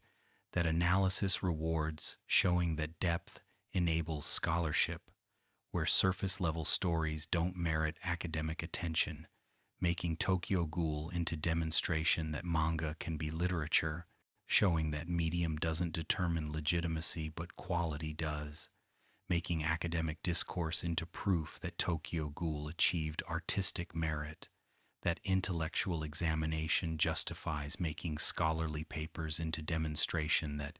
series operates on levels that academic frameworks can examine, making Tokyo Ghoul into legitimate object of study, showing that prejudice against manga as inferior art form is unfounded when works like Tokyo Ghoul exist, making academic attention into validation that series matters beyond commercial success, showing that cultural significance includes scholarly recognition, making Tokyo Ghoul into text that teaches, making series into educational tool where themes about any five-ling, discrimination and violence and identity provide rich material for classroom discussion, making academic use into testament that Tokyo Ghoul is important culturally and intellectually, showing that series achieved status where serious analysis is appropriate, making scholarly interest into final proof that Tokyo Ghoul transcended entertainment, becoming genuine art, that study deserves, making academic attention into demonstration that manga can achieve literary significance. When creators approach medium seriously, making Tokyo Ghoul into example that defends entire medium, showing that manga is legitimate art form, capable of producing works worthy of scholarly attention, making academic interest into vindication for medium, showing sequential art merits respect, making Tokyo Ghoul into ambassador, demonstrating manga's potential for achieving genuine artistic merit, that intellectual examination justifies, making scholarly discourse into proof that Tokyo Ghoul matters. Fact 78. The exploration of family in various forms demonstrates how bonds transcend blood, showing that chosen family matters as much as biological, creating theme where relationships define family rather than genetics, making found family into central element. The family theme demonstrates how Tokyo Ghoul examined what makes people family, showing that shared experience creates bonds stronger than blood, making chosen family into demonstration that genetics doesn't determine love, showing that people who choose each other create families, that biology doesn't require, making theme into exploration of how trauma survivors create support networks where damaged people help each other heal, making found family into demonstration that family is who shows up rather than who shares, DNA making theme into powerful message about how marginalized people create community when biological families reject them, making chosen family into necessity for queer people and other outcasts who find acceptance outside biological family, making Tokyo Ghoul's theme into resonant message for anyone whose biological family failed them, showing that new families can be formed based on choice and mutual caremaking. Found family into hope, where rejection doesn't mean isolation because new bonds can form, making theme into demonstration that family is defined by love and support rather than by genetics, making Tokyo Ghoul into celebration of chosen family, showing that people who choose each other are family regardless of what biology says, making theme into powerful affirmation that found family is valid, family making Tokyo Ghoul into series that honors bonds formed through choice, showing that greatest families are those who choose to be together, making theme into essential message about how relationships are what we make them, showing that family is verb rather than noun, requiring active choice to maintain making. Found family into demonstration that Tokyo Ghoul valued, showing how people create meaning through relationships, that choice builds, making family theme into core element, showing that despite violence and loss, people find connection through choosing to care for each other, making found family into hopeful message that love is possible even in cruel world. Fact 79. Anteku as surrogate family for Kaneki demonstrates how coffee shop became home, showing that place can be family when people there provide support, creating sanctuary where belonging is found, making Anteku into emotional center. The Anteku family demonstrates how Tokyo Ghoul created found family where outcasts gathered, finding acceptance, showing that coffee shop was more than location, but was community that embraced members, making Anteku into demonstration of healthy found family, where boundaries and care both exist, making relationships functional rather than toxic, showing that found family can be healthier than biological family when based on mutual respect, making Anteku into ideal, showing what found family can be when members support each other, making coffee shop into sanctuary, where Kaneki found belonging after transformation alienated him from human world, making Anteku into home that accepted Kaneki completely, showing that found family offers unconditional acceptance that biological family sometimes withholds, making coffee shop community into demonstration that chosen family can provide everything biological family should provide, showing that love and support don't require shared blood, making Anteku into proof that found family is legitimate, making community into alternative family structure that marginalized people create when mainstream structures exclude them, making coffee shop into place where ghouls could be themselves without pretending, showing that acceptance enables authenticity, making Anteku into rare space where ghouls didn't need masks, showing how genuine community allows vulnerability, making coffee shop into ideal. That series points to showing what's possible when people choose to support each other, making Anteku into beloved element where fans recognize coffee shop represented hope, showing that peaceful coexistence was possible in small scale, even when large scale remained impossible, making found family into argument that personal connections matter, even when systemic problems persist, showing that individual kindness creates pockets of peace, even in violent world, making Anteku into demonstration that building community is resistance against forces that divide, making found family into political statement, showing that choosing to be love others, despite pressure to hate them, is revolutionary act, making Anteku community into hope that series offered, showing better world is built through choosing connection. Fact 80. The destruction of Anteku demonstrates how violence destroys sanctuaries, showing that peace is fragile when conflict is systemic, creating tragedy where safe space is eliminated, making loss into demonstration that war allows no neutrality. The Anteku destruction demonstrates how Tokyo Ghoul showed that peaceful places can exist when surrounded by violence, showing that neutrality isn't respected when conflict is total, making coffee shops' destruction into tragedy that demonstrated that war destroys everything, including spaces that violence eschew, making Anteku's loss into powerful moment where community was shattered, showing that conflict doesn't spare those who abstain, making destruction into demonstration,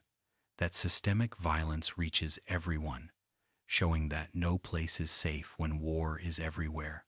making Anteku's end into turning point where innocence died, showing that believing peaceful coexistence was possible was naive when violence was structural, making destruction into harsh lesson that idealism isn't enough when power seeks to crush resistance, making coffee shops' loss into galvanizing moment where characters realize that peace required fighting for rather than just existing, as making Anteku's destruction into argument that pacifism enables violence when refusing to resist allows oppression to continue, making loss into complicated message where neither pure pacifism nor pure violence solves problems, showing that peace requires active protection, that violence paradoxically sometimes demands, making Anteku's destruction into exploration of whether defending peace requires abandoning peace, making tragedy into question without easy answer, showing that Tokyo Ghoul refused simple morality where right action is obvious, instead showing that all choices have costs, making Anteku's loss into demonstration that war's tragedy is that it destroys exactly what makes life worth living, making coffee shop into symbol of what's lost when conflict consumes everything, making destruction into a grief that characters carry, showing that losing home and family creates wound that doesn't heal, making Anteku's end into moment where series' tone shifted, becoming darker, showing that safety was illusion, that violence eventually shattered, making destruction into wake-up that demonstrated that conflict doesn't respect boundaries, making loss into education, showing that surviving requires acknowledging that danger is real. Fact 81. The sequel expanding story shows commitment to complete narrative, demonstrating that Tokyo Ghoul required more than original series provided, creating continuation that development needed, making sequel into necessary rather than commercial. Cash grab showing artistic integrity. The rare continuation demonstrates how Ishida planned complete story where original ending wasn't conclusion but was midpoint, showing that narrative required more time than initial serialization provided, making sequel into vindication that story needed space for developing, making or into demonstration that rushing conclusion would disservice story, showing that taking time matters more than finishing quickly, making sequel into evidence that Ishida valued telling complete story over ending at commercially convenient point, making continuation into artistic choice rather than financial one, showing that or was necessary for thematic closure, making sequel into demonstration that Tokyo Ghoul's story was too large for single series, showing that complex narratives require space for developing making. We're into vindication, that ambitious stories need time, making sequel into proof that Ishida was committed to story rather than just satisfying commercial pressures,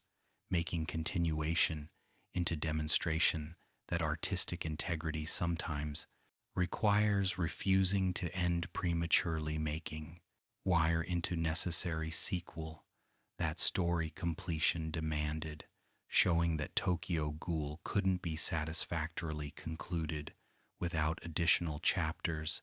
making sequel into evidence that rushing stories compromises quality, showing that taking necessary time produces better results, even when commercially risky. Making we're into demonstration that sometimes stories require more space than initially allocated, showing that recognizing when to continue matters for producing complete narrative, making sequel into validation that Tokyo Ghoul deserved space for, developing completely,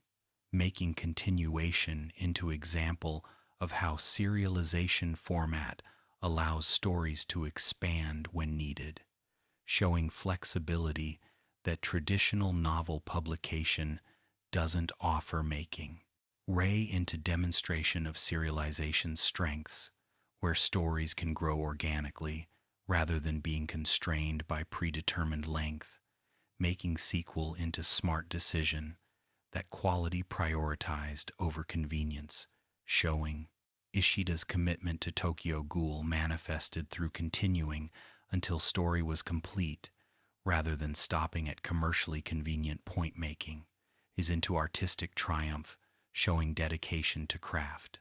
Fact 82. The body horror elements throughout series demonstrate visceral approach, showing that Tokyo Ghoul doesn't shy from graphic content, creating disturbing imagery that impact maximizes, making horror feel real rather than sanitized. The body horror demonstrates how Tokyo Ghoul embraced disturbing visuals, where transformation and violence both shown graphically, making series into genuinely horrifying experience, rather than just action with monster aesthetics, making body horror into essential element that tone establishes, showing that Tokyo Ghoul is horror series that takes genre seriously, making graphic content into demonstration that series doesn't pull punches, where violence has weight through being shown, making body horror into technique that desensitization prevents through maintaining visual impact, showing that seeing consequences matters for understanding stakes, making graphic imagery into choice that respect for subject matter demonstrates, showing that sanitizing violence would dishonor by making it palatable, making it palatable, making it palatable, body horror into honest portrayal, where violence is horrifying rather than glorified, making graphic content into political statement, showing that war's reality should disturb, making body horror into anti-war element, where showing violence's ugliness argues against violence, making disturbing imagery into purposeful rather than gratuitous, showing that graphic content serves theme of demonstrating that violence destroys, making body horror into effective horror, creating visceral response that intellectual arguments can't match, showing that seeing suffering creates empathy that descriptions don't achieve, making graphic content into tool for generating emotional response that investment creates, making body horror into demonstration that Tokyo Ghoul valued impact over comfort, where disturbing readers was acceptable when serving larger purpose, making graphic imagery into memorable element, where specific horrifying moments stick in memory, creating lasting impression, showing that body horror worked for making series unforgettable, making disturbing content into signature element. That Tokyo Ghoul is recognized for showing that embracing horror genre completely created distinctive aesthetic that sets series apart, making body horror into reason. Tokyo Ghoul stands out in crowded field, showing willingness to disturb audiences, distinguishes from safer series,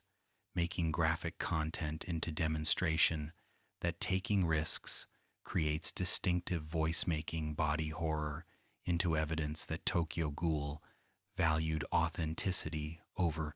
palatability, showing that honest portrayal of violence requires showing violence as horror, making graphic imagery into final demonstration that series respected subject matter enough to portray truthfully rather than sanitizing for comfort.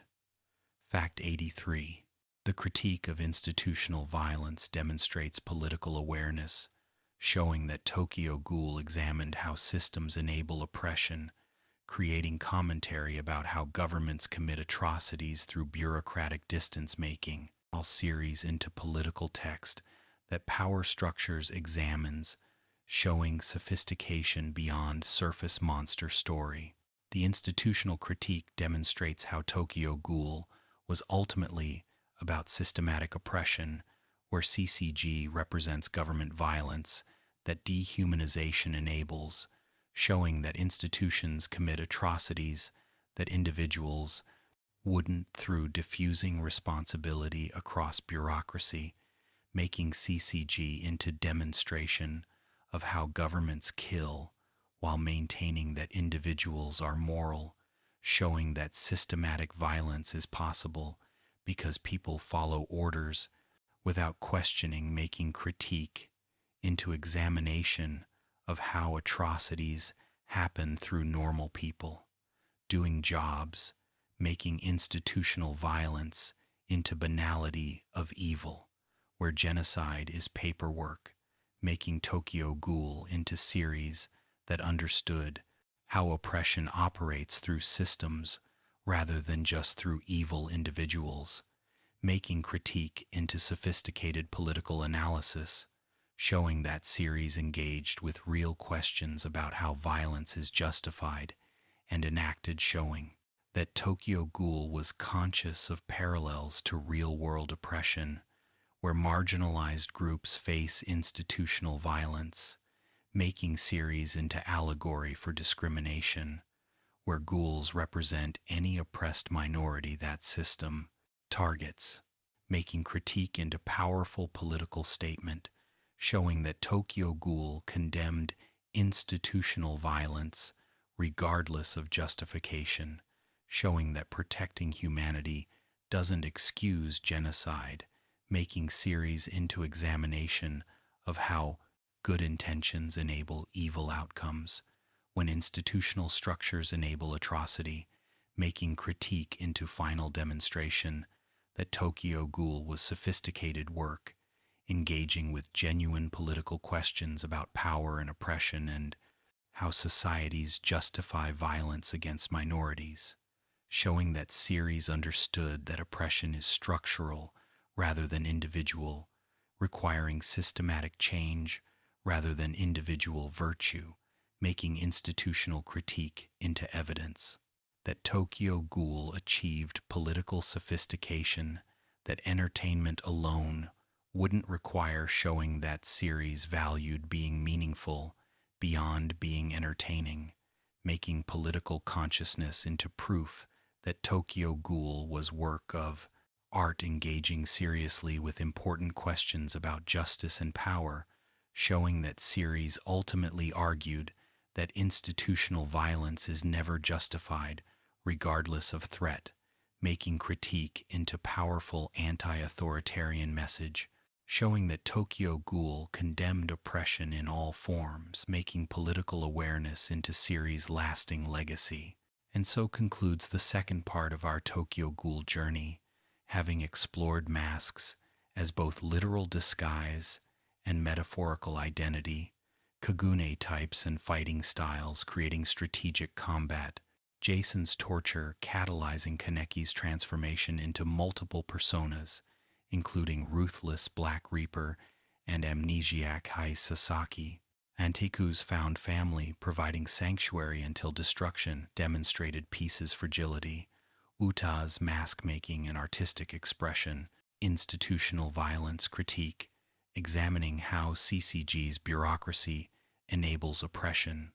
body horror, creating visceral impact, literary references, adding intellectual depth, and themes about identity crisis, where characters question who they are, rest, now if sleep calls, or continue to final part. Sleep gently, dear friends. Welcome back, dear friends, to the final part of our Tokyo Ghoul exploration. In this concluding section, we'll discover the series' lasting cultural impact, explore the philosophical questions about what it means to be human, examine how tragedy pervades every character's journey, investigate the impossible dream of coexistence between species, uncover the artistic achievements that made Tokyo Ghoul visually stunning, and reflect on what this dark masterpiece teaches about prejudice, violence, and the cycles that trap us. So settle back one final time, close your eyes whenever sleep beckons, and let us complete this gentle journey through Sui Ishida's tragic vision. Fact 84. The Dragon Arc as climactic storyline demonstrates how conflict escalates beyond control, showing that violence creates monsters, literally transforming Kaneki into kaiju-sized threat, proving that war's end stage is mutual. Destruction. The dragon transformation shows ultimate tragedy, where Kaneki became disaster. He tried to prevent making protagonist into antagonist, showing that fighting monsters risks becoming monster, making dragon into physical manifestation of series themes where violence consumed Kaneki completely. Fact 85. Tuka and Kaneki's relationship developing across series demonstrates love surviving trauma, showing that connection persists despite suffering, creating romance that violence couldn't destroy, making their bond into proof that humanity endures. The relationship shows how two damaged people found each other, making love into healing force, where acceptance enabled growth, showing that genuine connection provides foundation for recovery, making Toka and Kaneki into demonstration that relationships require work but create meaning worth suffering for. Fact 86. Hyde's unwavering loyalty, despite knowing Kaneki's nature, demonstrates true friendship, showing that real friends accept whole person, creating unconditional support that species transcends, making Hyde into ideal friend whose love never wavered. The loyalty shows how friendship survives, revelation where Hyde, knowing Kaneki was Ghoul, didn't change feelings, showing that genuine bonds transcend external changes,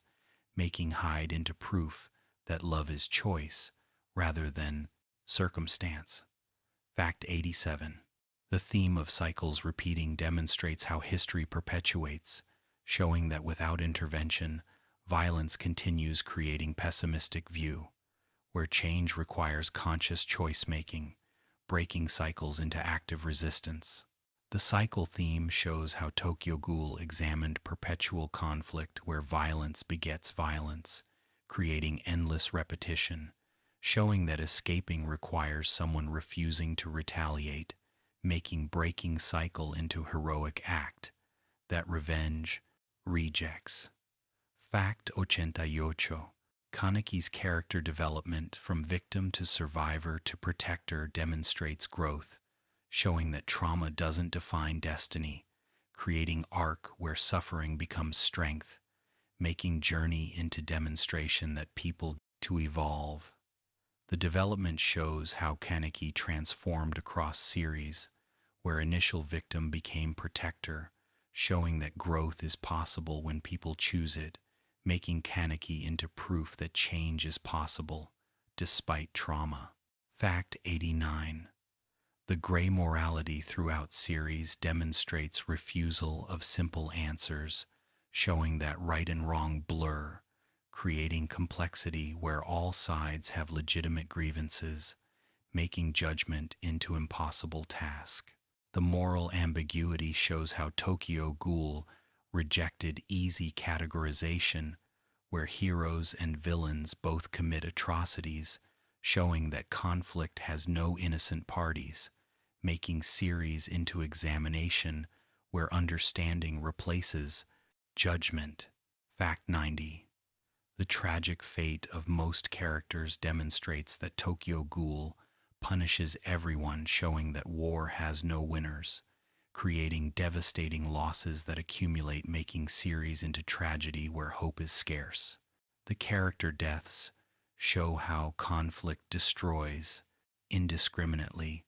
where good people die alongside bad, showing that morality doesn't protect, making tragedy into inevitable outcome when violence rules. Fact 91. Edo's tragic backstory as product of doomed romance demonstrates how love creates vulnerability, showing that caring makes people targets, creating cycle where connection leads to suffering. The backstory reveals how Eto's parents' love created tragedy, showing that romance in wartime produces orphans, making Eto into product of cycle where violence destroyed family, creating person whose anger stems from loss. Fact 92. Arima's true nature as half-human working toward ghoul liberation demonstrates hidden depths, showing that apparent enemy was secret ally, creating twist where antagonists served protagonists' goals. The reveal shows how Arima manipulated system from within, where investigator position enabled protecting ghouls, showing that resistance takes many forms, making Arima into tragic hero whose methods required appearing villainous. Fact 93. The concept of the one-eyed king as symbol demonstrates how leadership requires sacrifice, showing that becoming figurehead means losing privacy, creating burden, where responsibility isolates, making kingship into curse, disguised as honor. The symbol shows how power demands giving up normal life, where becoming leader means being target, showing that authority is burden that few want, but someone must carry. Fact 94. The Washu family's corruption demonstrates how power perpetuates itself, showing that institutions serve powerful rather than principles, creating system where those who should protect instead exploit. The corruption reveals how CCG leadership was comprised, showing that war served elite interests, making conflict into mechanism for maintaining control, showing that peace threatens power. Fact 95. V organization as shadow government demonstrates hidden power, showing that visible institutions are puppets, creating paranoia, where true authority remains concealed, making conspiracy into reality. The secret organization shows how Tokyo Ghoul examined hidden power structures where apparent authorities serve unseen masters, making control into layered system where democracy is illusion. Fact 96. The theme of sacrifice pervading series demonstrates how protecting others requires giving up self, showing that heroism means loss, creating tragic necessity where saving others costs everything. The sacrifice theme shows how Tokyo Ghoul made heroism painful, where doing right thing requires terrible price, making protagonists into tragic figures whose victories are pyrrhic. Fact 97. Kaneki's development of Kakuja demonstrates corruption through cannibalism, showing that power's price is losing humanity, creating visual transformation that internal change manifests, making Kakuja into symbol of how violence changes people. The Kakuja shows how seeking strength through consuming others literally transforms, making power into corruption that physical form reflects, showing that becoming monster happens gradually. Fact 98. The auction arc demonstrates human cruelty toward ghouls, showing that oppression includes commerce, where ghouls are bought and sold, creating slavery that dehumanization enables, making auction into horror, where people become property. The auction shows how humans commit atrocities against ghouls, revealing that violence isn't one-sided, making humans into villains, showing that oppressor and oppressed roles are fluid. Fact 99. Juzo Suzuya, as traumatized investigator, demonstrates how abuse creates killers, showing that cruelty perpetuates through damaged people, becoming cruel, creating cycle where victims become perpetrators. The character shows how torture created investigator, whose methods mirror abuse he suffered, showing that violence teaches violence, making Juzo into product of cruelty, whose profession enables expressing damage. Fact sent. The kink surgery's ethical questions demonstrate how desperate times create moral compromise, showing that fighting ghouls by becoming partially ghoul reveals hypocrisy,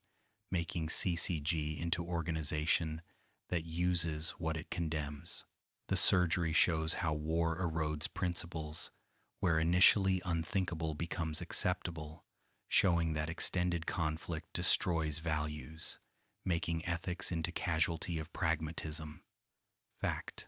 101. Kaneki's return from dragon form demonstrates resilience, showing that even after complete breakdown recovery is possible, creating hope where redemption remains achievable, making return into proof that people can heal. The return shows how Tokyo Ghoul allowed protagonist to survive, showing that despite everything Kaneki endured, he could still come back, making recovery into hard-won victory. Fact 102. The final battle's aftermath showing tentative peace demonstrates ambiguous victory, showing that conflict's end doesn't guarantee harmony, creating uncertain future, where peace is possibility rather than certainty. The ending shows how Tokyo Ghoul refused triumphant conclusion, where problems resolved completely, instead showing that creating peace requires ongoing effort. Fact 103. The theme of understanding as path to peace demonstrates how empathy breaks cycles, showing that seeing enemy as person enables reconciliation,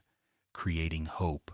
where connection overcomes conflict. The understanding theme shows how Tokyo Ghoul argued that peace requires recognizing shared humanity, where empathy dissolves hatred, making understanding into revolutionary act. Fact 104. The artistic evolution showing Ishida's growth demonstrates dedication to craft, showing that improving across serialization proves commitment, creating visual journey where art quality increases, making series into showcase for Ishida's growth. Artistic development. The evolution shows how Ishida refined technique across series, where later chapters show mastery that early chapters approached, making growth visible. Fact 105. The panel composition's sophistication demonstrates visual storytelling mastery, showing that manga is art form, where layout communicates, creating pages where composition guides, reading, making visual choices into narrative tools. The composition shows how Ishida used page layout for pacing, where panel arrangement controls information flow, making visual storytelling into strength. Fact 106. The symbolic imagery throughout series demonstrates thematic depth, showing that visual metaphors enrich narrative, creating layers where images carry meaning, making series into work that rewards close reading. The symbolism shows how Tokyo Ghoul operated on multiple levels, where surface and depth both exist, making imagery into language that themes expresses. Fact 107. The character design's distinctiveness demonstrates memorable aesthetics, showing that visual identity enables recognition, creating iconic looks where characters are instantly identifiable, making design into strength that marketing exploited. The designs show how Ishida created distinctive characters where each has unique silhouette, making cast visually interesting. Fact 108. The horror element's effectiveness demonstrates genre mastery, showing that Tokyo Ghoul succeeds as horror, creating genuinely disturbing content that impact has making series into frightening experience rather than just dark aesthetics. The horror shows how Ishida understood genre, where building dread and showing graphic violence both create fear, making series into effective horror. Fact 109. The tragedy's inevitability demonstrates how Tokyo Ghoul was always headed toward darkness, showing that optimistic ending would betray themes, creating consistent tone where suffering was constant. The tragedy shows how series maintained bleakness, where hope spots were brief before darkness returned, making consistent tone into strength that thematic coherence maintained. Fact 110. The exploration of what makes someone human demonstrates philosophical sophistication, showing that series engaged with genuine questions, creating depth where identity is examined, making Tokyo Ghoul into work that ideas explores. The humanity question shows how series asked whether biology or behavior determines personhood, making exploration into philosophical inquiry that easy answers rejects. Fact 111. The influence on subsequent dark fantasy manga demonstrates cultural impact, showing that Tokyo Ghoul changed industry, creating template that others followed, making series into trendsetter whose influence persists. The influence shows how Tokyo Ghoul affected medium, where dark seinen became more prominent, making series into work that landscape changed. Fact 112. The international popularity demonstrates universal appeal, showing that Tokyo Ghoul transcended cultural boundaries, creating global fan base, where themes resonated across cultures, making series into international phenomenon. The popularity shows how Tokyo Ghoul achieved worldwide success, where translation brought series to global audience, making impact international. Fact 113. The merchandise variety demonstrates commercial success, showing that Tokyo Ghoul became brand, where products extended beyond manga, creating franchise that multiple media encompassed. The merchandise shows how success translated into products where fans could purchase related items, making commercial viability into proof of popularity. Fact 114. The stage play adaptation demonstrates versatility, showing that Tokyo Ghoul could work across media, creating live performance where actors embodied characters, making adaptability into strength. The stage play shows how series translated to theater, where different medium required different approach, making adaptation into creative interpretation. Fact 115. The light novel's expanding universe demonstrate world's richness, showing that Tokyo Ghoul had depth for additional stories, creating extended canon where side stories explored. The novels show how world was developed enough to support additional narratives, making universe into rich setting that exploration warranted. Fact 116. The fan theories and analysis demonstrate engagement, showing that Tokyo Ghoul inspired deep thinking, creating community where interpretations were debated, making series into text that discussion generates. The theories show how fans engaged intellectually, where analyzing series became activity, making Tokyo Ghoul into work that rewards analysis. Fact 117. The tragedy of Hinami losing everyone demonstrates how innocents suffer, showing that war destroys children, creating victim whose losses accumulated, making Hinami into representation of cycle's casualties. The tragedy shows how conflict harms vulnerable, where child lost everything, making Hinami into symbol of war's cost. Fact 118. The theme of identity through names demonstrates symbolic significance, showing that what characters are called matters, creating meaning, where names reflect identity, making naming into important element. The names show how Tokyo Ghoul used appellations symbolically, where Eye Patch, Black Reaper, and other titles carried meaning, making names into identity markers. Fact 119. The bittersweet ending demonstrates realistic conclusion, showing that Tokyo Ghoul refused fairy tale finish, creating ambiguous resolution where hope exists but isn't guaranteed. The ending shows how series maintained complexity to end, where problems weren't solved completely, making conclusion into honest assessment that creating peace requires continuous effort.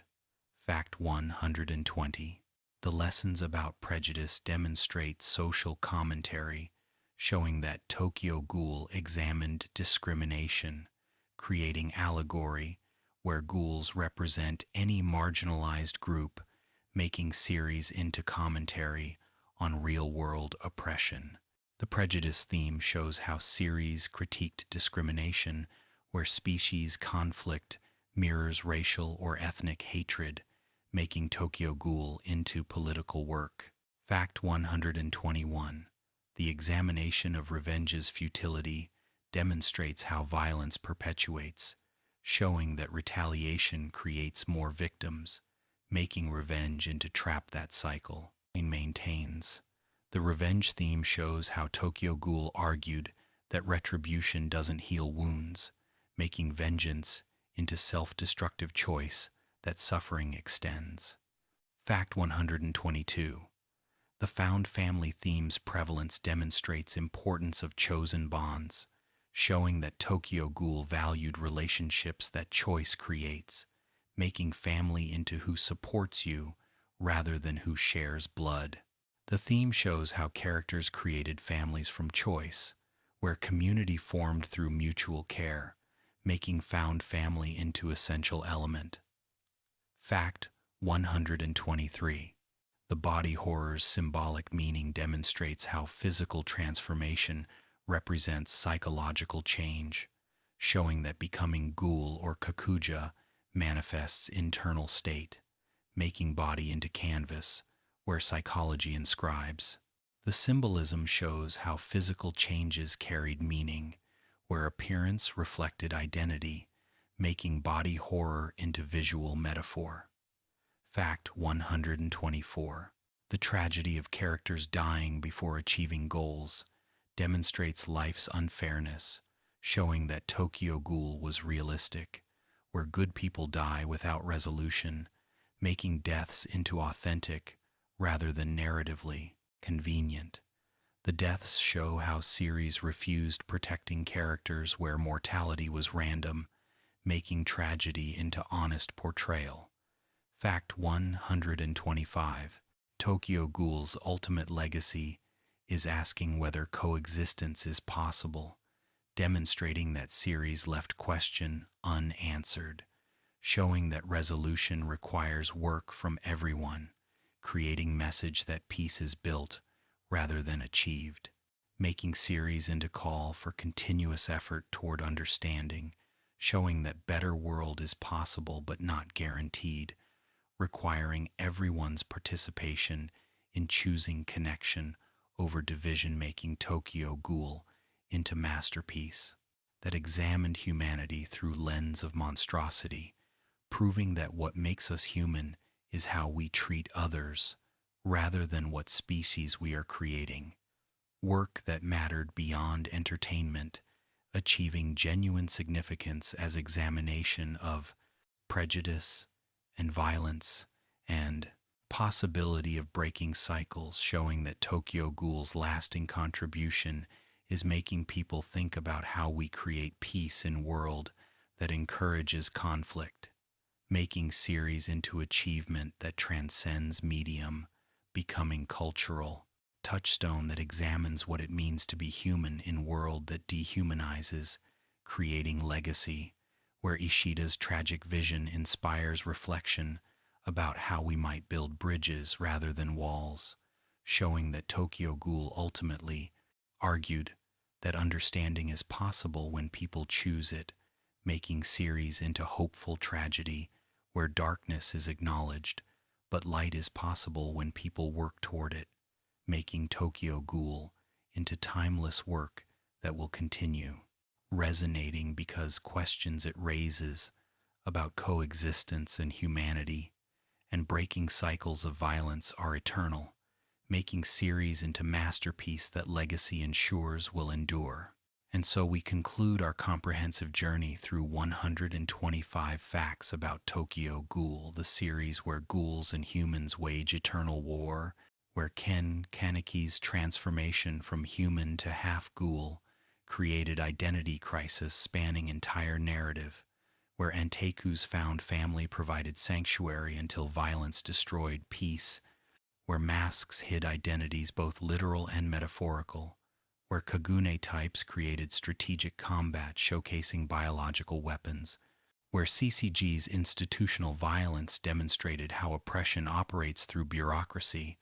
where tragedy claimed nearly everyone, showing that war has no winners,